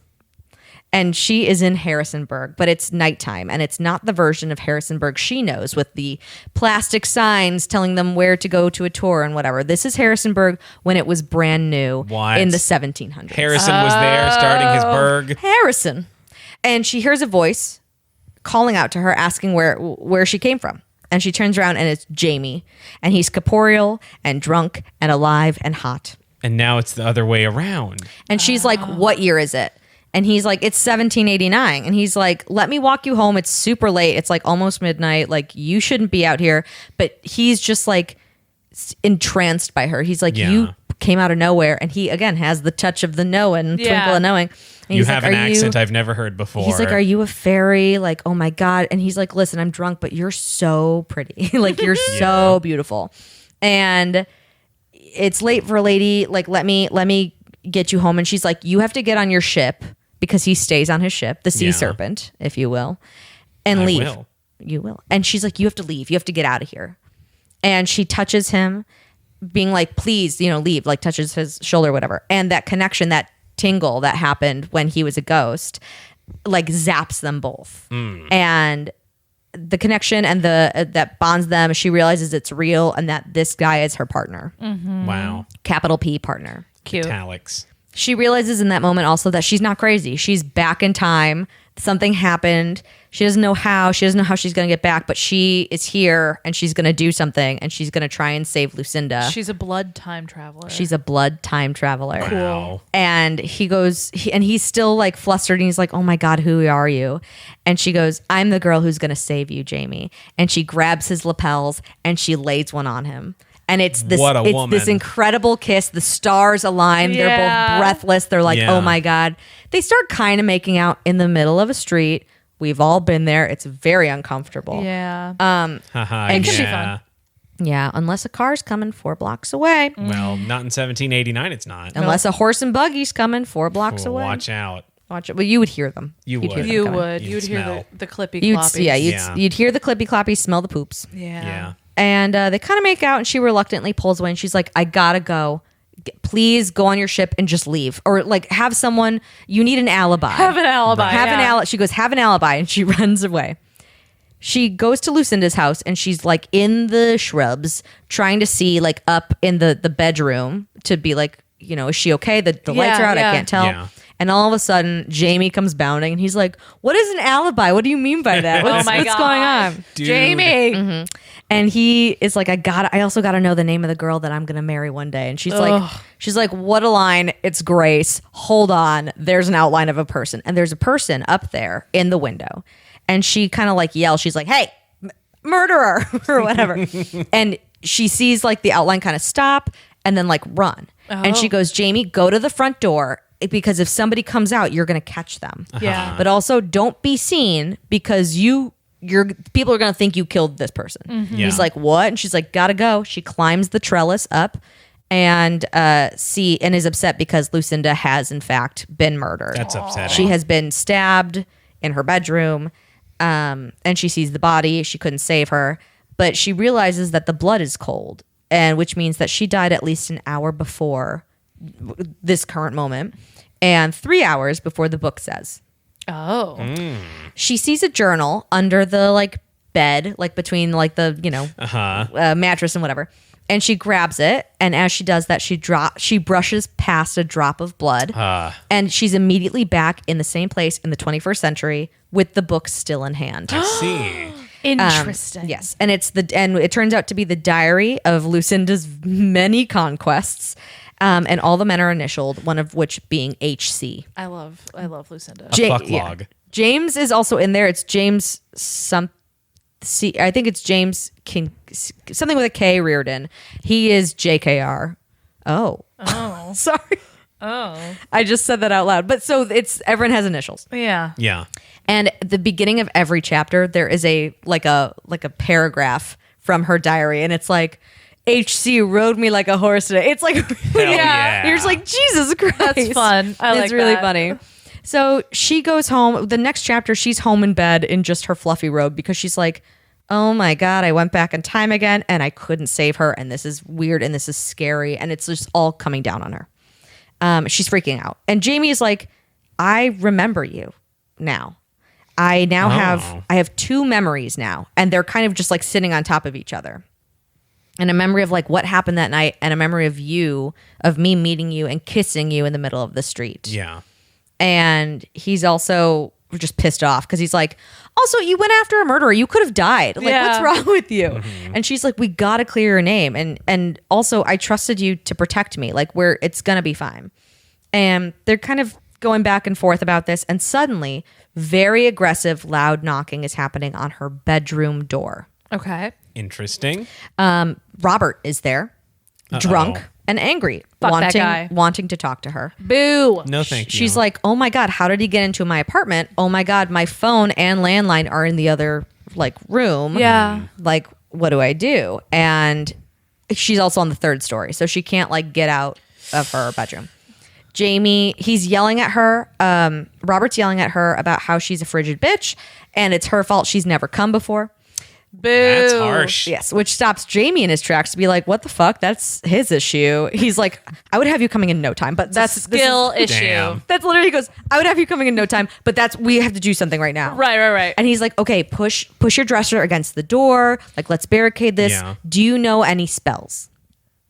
And he feels helpless because he can't do anything. Yeah. And she goes, I only know 2 spells, and one of them is for menstrual cramps. And she doesn't, like, side note, she says it a bunch of times, but she doesn't like using spells because they always go wrong, and she prefers potions.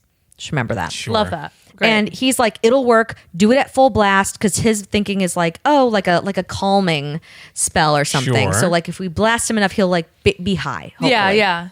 And so he kind of goes out in the hallway to be like, okay, he's at the 10 o'clock. Aim it, full power, like go. And she does it, blasting him against the wall, knocking him out. Mm-hmm. Oh, dang.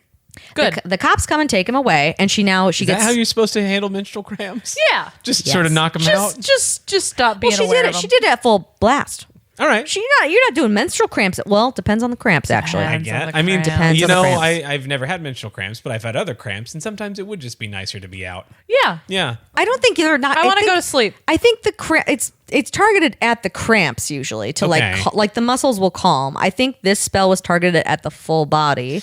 Yeah. This is sort of an Advil PM spell. It's an Advil. Yeah, Yeah. it's an Advil PM. That's You need one of those. Now talk about practical magic. Moving on. Moving on. I hated that so much. The cops come, they take him away, and she ends up like doing a restraining order against him, which is great.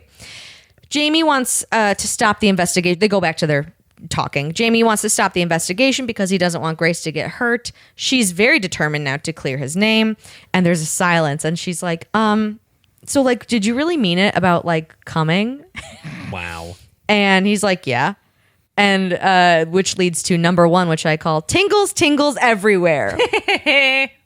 And basically he like talks her through like fingering herself, and he also touches her, but it's again only tingles. Tinglies. Oh, Yeah. that helps. Yes, but It helps. she has the best orgasm / maybe only orgasm. I mean, by default, the best. Correct. Yeah. But it's like really good, I bet. Yeah. It's like still really Probably. good.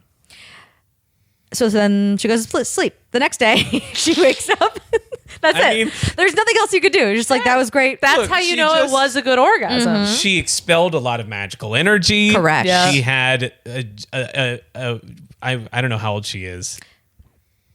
I think she's like in her like mid to late 20s. Great. She's like 26 or something like Been that. pent up for a couple decades and finally let it all out at once. She is exhausted. She's so tired. Yeah, Yeah. and Let her rest. rightfully so. She's earned some sleep. She's had a journey. So the next day they go visit Aunt Serenity Sure. and at her shop, at the shop in town that the family works at, and explains literally everything. Yep. You And need an ally. Yeah, and her auntie's like, "Oh, you know what? Time travel is kind of recessive in our family." She's like, "What?" Yeah. She goes, "Yeah, you had an uncle that went back to the Crusades." Oh, that's terrible. And they're like, "Why?" But then they learn it's because the time travel gene is usually to right a wrong. Interesting. And so they're like, Interesting. "Why did our uncle go to what the was Crusades?" he trying to write? He had to stop a fire. And, Okay. and it was a big deal. All right. Oh. And Grace is like, "That doesn't really sound like So that big of a Grace needs to deal." stop a murder. That's what we're thinking. Was her uncle a firefighter? No, Oh, no. all right. So we get some more family backstory / history, including the fact that the recipe for troll powder has been lost. There's a lot of like fun little quirky things. Okay. And Grace asks her aunt to create a potion that would give living Jamie all of the knowledge that ghost Jamie has, so they can solve the crime faster. Right. So every time she goes back, she's like, "I'm going to go back again. It'd be really helpful if you knew what I was talking about." Right. So if I get you to drink this potion, she's like, "How should I do it?" And he goes, "Just ask me to drink the potion. You're super hot." Also, like, Hell just yeah, say dude. like, Real. say like you'll let me touch you inappropriately. Yeah. Right. And she's like, "Sounds I'll good." let you touch my I'll boob. show, yeah, I was about to say, I'll show you my boobies. Yep. If I had a nickel. Classic. She asks. Every time I said that, she asks, the potion. While this is happening, Auntie also tells Jamie about partners because he's like, "What?" And she can't see Jamie, but she can kind of infer from the conversation that Grace and Jamie are having in front of her what's going on. Right. And the aunt is like, "Oh, well, you know, partners." She's like, "It's your soulmate. It's whatever," and he gets internally angry about it because he doesn't think it's him, even though it's totally him. Yeah. Who else would it be? But he's a ghost. That makes so- her tingle. Like, come on. Right. It's a ghost that makes her tingle. Man. Robert didn't do that. Got to think better of himself Yeah, so- as a ghost. Honestly, we all need to think better of ourselves as ghosts. While on the way to the next crime scene for Annabelle Maxwell, sister of Gregory Maxwell, Heard of her. Grace tells Jamie that she's scared that once they clear his name, that he's going to vanish. Aw. And they both are like, "Well, we don't want that. That's going to be sad." They go to this hedge maze A hedge job. mage. Yep. behind the mayor's palace, which is the mansion, but they call it the mayor's palace. Okay. Yep. And there's a whole scene about how they pretend to haunt it. So these two tour guides get scared. Funny. We don't need Cool. that, but it's fun. And they find the spot where she died. Guys, there's been crimes committed. Try to take this seriously. Right. 200 years ago. It's okay. We can laugh about it. Using an infrared camera, she can see that there was once blood under the painted bricks. And so they like chip up some of the blood of the paint, and she's able to touch it. And she goes back in time. She arrives on Jamie's ship while he is having a bath. So he's just completely naked. And he's like, "Oh my God, I've been looking for you." And she's like, "Oh my God, please put a towel on." And he's like, "Really?" And he like kind of corners her. And he's like, "I think you like it, blah, blah." And it's this whole scene. And she's like, "Oh, can you drink this, by the way?" He's like, "Sure." Like, Yeah. drinks it, which I'm Great. like, this is so funny. And it leads to number 2, a taste of the past, Ah, in which she gives him a blowjob. Great. cool. And she's like, "Okay." On a pirate ship? On a pirate ship Love under that. a pile of ashes. Cool. She goes, after this happens, she goes, "Okay, I gotta go. Bye." And he's like, "What?" And he tries to run after her, and she's like, "Dude, you're naked." And he's like, "God damn it." And so she goes to Loyal Rivera's shop, the shop that she was just at that afternoon, but 200 years earlier. Right. And She talks to her great uncle, great A few more greats. great times whatever uncle Loyal, and asks for a spell to see who has bad intentions towards Annabelle, the next victim. And while she's doing that, Jamie walks in and he's like, who do I ask about for this woman to be my wife? Like, where is her father? Yeah. And she's like, not born for like 200 years, dude. And the uncle's just like, ugh, time travelers. Like, you guys always come in. You never give me like stock tips. This is ridiculous. That's very funny. Yes. I like that. And so he keeps going, okay, so a spell for Agatha. Yeah. She's like, Annabelle. He's like, yeah, totally. And there's more talking between Jamie and Grace. And she's like, oh, this guy, I'm looking for someone with the initials HC, by the way. And he goes, oh, we called Ned Honeycutt. Connick Jr. Oh. Oh, so close. Sorry. Senior. Oh. Ned Honeycutt, who made those maps. They go, well, we call him HC, Honeycutt, HC. Oh. And she's like, I need to find him immediately. And he's like, why? And she's like, I need to see if he killed Lucinda. And he's like, okay. So they go to like the pub. They question him. They like pull him outside. Jamie like beats him up a little bit because he just sucks. Only a little. Is she still wearing her like 2016 clothes and all this? Actually, Do they get her period appropriate wear so she doesn't look like a freak? So on the ghost walk, she wears like old timey clothes. Oh, that's convenient. Okay. So she wore I like that. She wore her costume, which is still like, and it has Velcro. So Right. like, and the scene on the ship where he like tries to like grab her thing and it just, and he's Oh, like, the "Oh my Velcro God." comes off. That's fun. And she's like, it's okay, it's just Velcro. And she like pulls it off and she like takes down her like shirt. It's very funny. This author thought about things, and I appreciate that. Yeah, it's good. So she's dressed somewhat appropriately, but Yeah. it still looks a little odd to the Yeah. time. Right. They question him, but they realize he's innocent, and the spell starts to take effect, but it goes wrong. And people have gathered in the square, and they are airing grievances against Agatha, who is Ned Honeycutt's sister-in-law, and not Annabelle Maxwell. Boy, this is awkward. Yes. While this is happening, a fight ensues, and Annabelle's right there. She gets like jostled, and her nose gets broken. Oh, get out of here, I Annabelle. know, but it splatters blood all over Grace, and then causing her to come back into the 21st century, Sucks. which does change history because Annabelle does not die that night, and they now. Because there were people taking care of a broken nose. Well, she's like, so she went down. She comes back and she goes, now I have this knowledge because she was a history buff, so she Yeah. read all this. She goes, oh, and Jamie like says it too. He's like, I have a memory now of her leaving and going down to North Carolina to her uncle's house to get her nose fixed, and she stayed there all summer because she felt really embarrassed. And then she grew. She became an old. She like lived to be an old lady and took care of horses or something. Great. cool. But while doing that, she also changed the future, and Gregory Maxwell became the governor at one point, which made Jamie furious because he's like, he sucked. That guy was so dumb. They get into a fight, Grace and Jamie, because he believes he needs to let her go. He's scared that she'll get hurt, and he knows that they don't have a future because he's a ghost. The drama. And before she can tell him that he's actually her partner, he goes invisible because he can like make himself like seen or unseen. Ghost powers. That's nice. Ghost Yeah, powers. yeah. And Wish I could do that. I accept that. And he's trying to make her believe, he's like, I've decided to go to heaven. And she's like, you can just go to heaven? And he's like, yes, I am going. You have helped me. You don't need to do any more. And she's like, I don't think that's how it works. He's like, thank you. I'll always think of you. And like goes invisible. And she's like, okay. And she can like still sense him there. She's magical. Yeah. So the whole time she's like, I know he's like right here. I'm really appreciating how silly this book is. Yeah, it's fun. It's fun.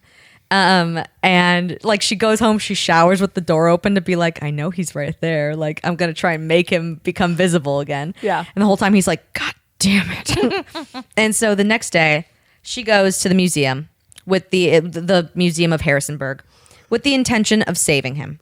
And she somehow like knows that this is the last day the magic will work. Okay. So she knows the third victim, Clara Vance, had a shawl with blood on it. And so, because I don't think they know where she died, or no, I think she died outside. So they're like, we're not gonna get lucky and find like a blood stain. Right. Like we need to find the shawl. Yeah. And having dated Robert, who was the curator of that museum, Sure. she helped him like fix all the boxes in the basement. She's like, I know this shawl is in a box somewhere. Jamie pops up as she's walking in and tries to talk to her and talk her out of it. And she's like, hey, dumbass, I know you've been here the whole time. He's like, well, whatever. And she's like, dude, you're my partner. And he's like, I am. She's like, yeah. And they like, we love each other. And they just kind of stand there because they're like, can't do anything. They're like, okay, let's find They the shawl. want to kiss so bad. Just tingle a So little bit. bad. So they go in the basement. They're trying to find the shawl when Robert, who has just been fired, finds her down there. What a villain. And basically tries to attack her. Wow. And Jamie kind of talks her through. He's like, there's like a sword behind Hell you. yeah. It's been broken, but the tip of it's still really like sharp. Back up 2 steps while you're talking to him and blah, blah, blah. And so they kind of fight him off. And amidst all this, boxes get knocked down and whatever. And the shawl tumbles out of a box. And she like, before she leaves, she kind of looks at Jamie and is like, I love you. And he's like, don't say goodbye. And she like reaches for the shawl and grabs it and she disappears.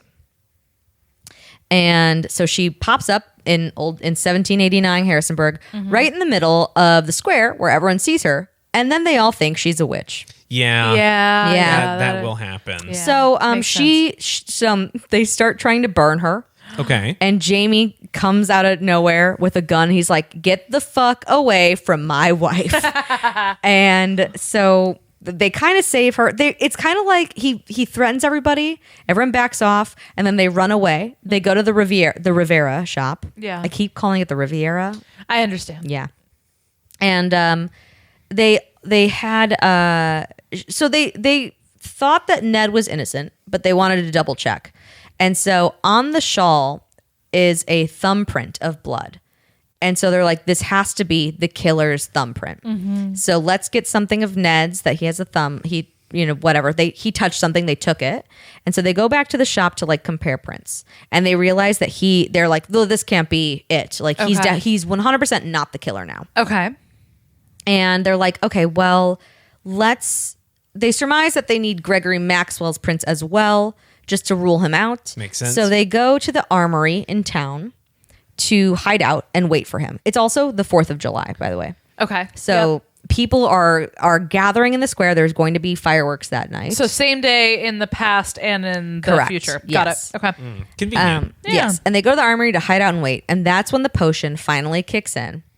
And Jamie gets all his memories back. So the potion he drank the last time she was there finally kicks in, which leads to number 3, which I called, some people wait a lifetime for a moment like this. Because he waited 200 years to bang Grace. But also kind of not, because it's happening in his actual life and he Yeah. just gets the benefit of all that knowledge. Yeah, but he has the... You sang Talk a whole it song. out. You sang I a whole know. song about it, and I It- feel like we should just let you have this because you sang a whole song. Time travel's hard. I know. It's fun. It's hard. So they have a lot of sex. Great. Like a ton of sex. Good for them. Yeah. And she's like, we gotta solve this But also murder. like, hey, you have a job. We gotta Yeah. solve this murder. Quit fucking, quit haunting tour groups. I know. Stay on your mission. Stay on task. So then after all the fucking, they like see that, they're just hanging out. And they see through the window that Gregory is down some ways playing bowling with children. Sure. And being a total dick about it. That Gregory Maxwell. And she's like, go grab his tankard to grab his Yeah. prints, and then we can compare them. So he leaves. While he's off doing that, Eugenia Wentworth, Lucinda's little sister, From the painting? from the painting, runs in saying she needs help and that Ned is attacking Clara. Wow. Having already cleared his name, Grace is like, no. And then realizes that Eugenia is the killer. I knew it. And she had like crazy eyes, and she's like there's like this whole monologue. It's because she's in love with Jamie. Oh. And she's like, you know what? I always saw him with my sister. I watched through the hole. And she's like, what? Oh, she's a little creep. Yeah. She's like, well, I had to make Just like sure you that in your bathroom door. shut Do the listeners not know about that? Listeners, there is a small hole in the door of my bathroom, but Because otherwise the door would hit the toilet. it's for Yeah. it's for very low. It's for the toilet. No one can, unless you're crouching down. You can't. And also, if you did look through it, you'd just see like someone's shin. you would see like the pants Yeah. around Yeah. their ankles. I just want to make sure. Fun fact, you had moved into this place and then like a couple days went by and you noticed it. Okay, because when I toured this place, there was like a robe on the doorknob, Right. So I couldn't see it. Got it. It was a whole thing. Anyway, it Eugenia was is the a killer. whole thing. Eugenia is the killer. Eugenia is the killer. She loves Jamie. Got it. She's creepy and crazy. Wow. And there's a fight ensues. Eugenia tries to kill Grace, who throws a vial at her because while she was in the Rivera shop, it doesn't Fine. matter. It's fine. She thought she grabbed knockout powder. Okay. Turns out old-timey script is hard to read. She grabbed troll powder. Oh my God. What does Uh-oh. that mean? The does recipe that that has do? been gone for many, many years, and it turns someone into a troll momentarily. That so sucks. Eugenia, hilarious. crazy Eugenia, becomes bigger, stronger, and has like leathery green skin. Oh my God. Okay. And Not where they I- start running in the middle of the town. She's running after her. It's a whole thing. She somehow gets to Jamie. Jamie and her run back to the armory while Eugenia is causing havoc. I think also it kind of makes your brain a little funky. Yeah, like troll sure. brain. Being a troll now, yeah. Yeah. And so she's like, "Do you know how to fire cannons?" He's like, "Yeah, I'm a pirate." Duh. And so they aim a cannon at her and they fire. And it doesn't hurt her because she's a troll, but Right. it does knock her off like her balance. She falls, and as she's doing that, the powder wears off and she becomes Eugenia again. And now everyone knows And that then they she's shoot the cannon again. no. Damn it. And so they somehow they all end up together, and Eugenia has grabbed a knife and has Clara Vance at knife point. And she's like, Jamie and I are meant to be together. And, and Grace is like, "You're a fucking crazy bitch." And she realizes that the I don't know, I don't know the mechanics of this, but where she was like standing with Clara is on part of the lead to the fireworks in the town square for the 4th of July. Like the fuse? Like Yes. Okay. Okay. So I guess, and the fuse has already been lit because it's really, really long. Okay. It's like a cartoon. It's very, very long. Yeah, very, very Wile E. Coyote.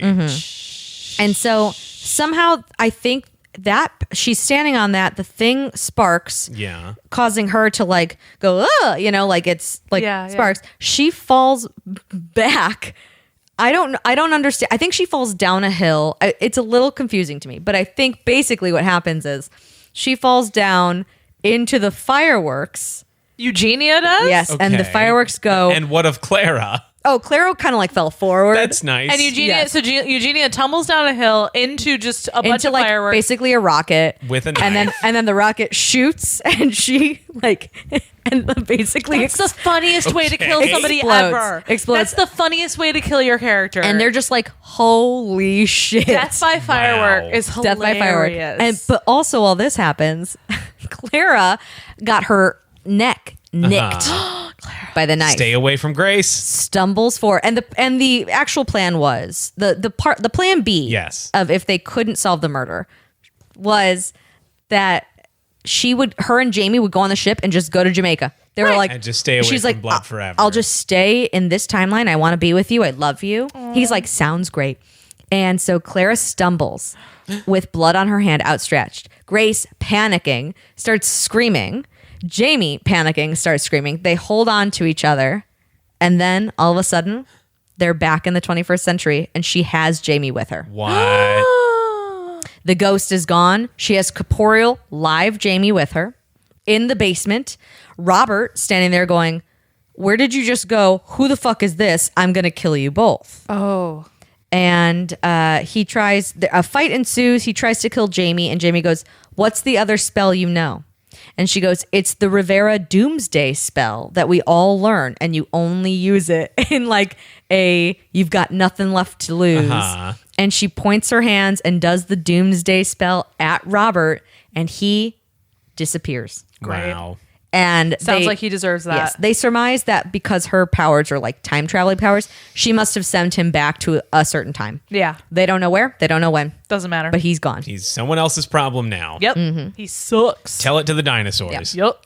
Some months later, she has decided to open her own PI firm. Okay. It will be called Rivera and Riojan Rivera because he wants her to take his name. They're going to get married. It's a whole thing. They're Cute. so in love. She's paid one of her magical cousins to create documents for him. This is what I was talking about Yeah. earlier. But how they're and because when she was back, the third time she gave her ancestor a stock tip to invest in the cotton gin. They're not in Harrisonburg anymore. They're in Riveraburg. Oh, I see. They are now the richest family in town. And they also happened to find Jamie's map of his buried treasure. Oh, how convenient. Interesting. And so it ends with them digging up the buried treasure. They open it. He's like, here's your engagement ring, my love. And they basically live happy ever after. Wow. That's so much fucking fun. It man. was Astounding. so much fun. Yeah. So that was Ghost Walk. And my question Yes. is that if you could solve a famous mystery or murder in time, what would it be? Ooh. Isn't that a good one? As in I am popping back and forth the same as this story. Like It can be, I have to yes. go back and like meet some people and Yes, be in that time. you are going to go back in time to solve a crime, basically. And I wanted to say murder initially, but I think mystery, murder, crime, whatever. Sure. And it can be the same rules as this. You can keep going back and forth.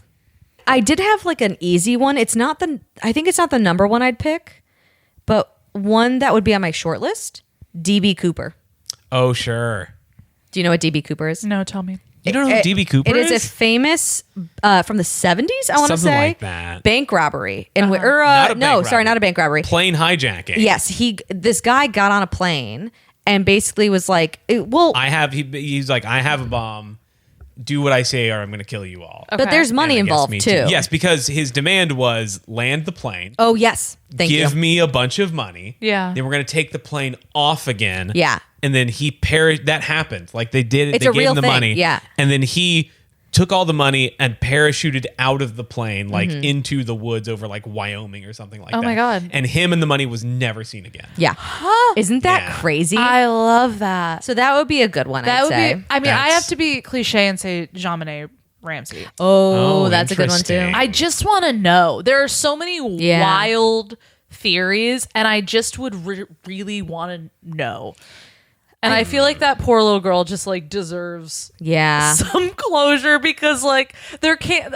Every time I see a new Jean-Benet Ramsey documentary, I get a little angry. Yeah, I'm like, it's just too much. Let It's this too poor much little now. girl rest. Yeah. Like we're not gonna find out. We're not gonna figure it out. It's fine. Just leave it alone. I also had the thought of the Romanovs. Yeah. Like, I mean, I think we all know that they're all dead. They all just died. to Yeah. confirm that Just the to rumor. confirm that Anastasia died. Yeah. You know. What about you, Ben? I would want to know what happened at Cahokia. I'm gonna need a little more on Yeah, that tell one. me about that. So Cahokia is a fascinating archaeological site, not that far from here. It's right outside St. Louis. Okay. And there are these. It's known for these huge mounds, which are basically like these big man-made hills, and it was the site of a pre-Columbian. A Native American city that, at its height in the 1300s, had a higher population than London did at the same time. Wow. Massive American city, like the largest city in North America at the time. But by the time Europeans got there, it was completely deserted. No one lived there, and not like, they killed all the people that were there, or Yeah. like the diseases were just a little bit ahead of Was them. it like abandoned? Yes, it had been abandoned for a while by the time they already got there. And we know very little about the people, the Mississippian culture who lived there. Yeah. And we don't really know why they left. Yeah. Weird. That's what I would like to know. That's wild to think of. Like, what was the population? Do you like a number? Do you I remember? don't know off the top of my But head. the London thing is very Also, interesting. like, what year are we talking about? You said 1300? 1300s, I Oh, think, was shit. when it was at its height. That's crazy. Yeah. But isn't that a cool idea? I like that. Yeah. Yeah, that story was so much fun. yeah. yeah, Yeah. that's a good one. And it seems like there's room for sequels too. So Ben, do you have Hey. any closing thoughts or remarks on either of our stories or both of our stories? Yeah, I came expecting to be sort of a party pooper and talk about like history didn't work like that, and we fucked up your plan. No, I was pleasantly surprised. Great. What a wonderful time. I feel like we all learned a lot about ourselves and each other and history and Harry Potter. Yeah. Yeah. And we didn't scandalize you too bad. No, you didn't. Great. We really took. I mean, I think we took care of you on this one. We didn't. I was expecting it to be more scandalous. If I'm being honest, I'm a little disappointed. Oh, I we'll guess have to have you back. You're gonna come back and We're gonna go hard. We're gonna do Groundhog Day next time. We're gonna do time loops next time. Let's get obscene next time. I'm gonna find something. Everyone heard it. Do not cut that out. No, I said at the very beginning I was hoping to treat this as exposure therapy, and it was. I think that's a good step frankly, into it. quite chaste. Oh, Okay. All right. If that's what you want, then we will deliver. I don't know what the standards of this show are, but it Maybe was give an episode a listen once in a while. not we're gonna too- bring you back. what you should really listen to is the breeding episodes with Kim Grossman. You know what word I would not use to describe what we just recorded? Filth. check out the cuckolding episode. Yeah. Check out Knife Play. Yeah. The thing that maybe we've learned is time travel isn't super filthy. I get. I'll try to come up with a more scandalizing. Yeah, trope it's next more time. focused on the time. We wanted to focus on the time travel because For we you. knew you would be interested Yeah. in it. Well, listener, we've just been two raccoons Talking about the best trash in town. Bye. Wait, can I not be a raccoon too? Fine. I've been here this whole time. Or were we not 3 raccoons? Do you want to be the best trash in I want town? to be a raccoon. All right. We're just 2 raccoons I'm also a raccoon. talking about. Talking, but no, because that's still the problem. You got to though. do the thing sorry. with us if you want We're to. just 3 raccoons. Thank you. Say it, now say Talking it. about the best trash In town. That's Bye. Femmes Reading Filth is hosted, produced, and edited by Jessica Mole, Emily Barujan, Andrea Yuthmand, and Ben Oxshire. Intro music is by Tom Lair. Outro music by David Reddick. You can find and support us on Patreon and follow us on Instagram, Tumblr, Facebook, and TikTok at Femmes Reading Filth. Thank you for listening. Bye!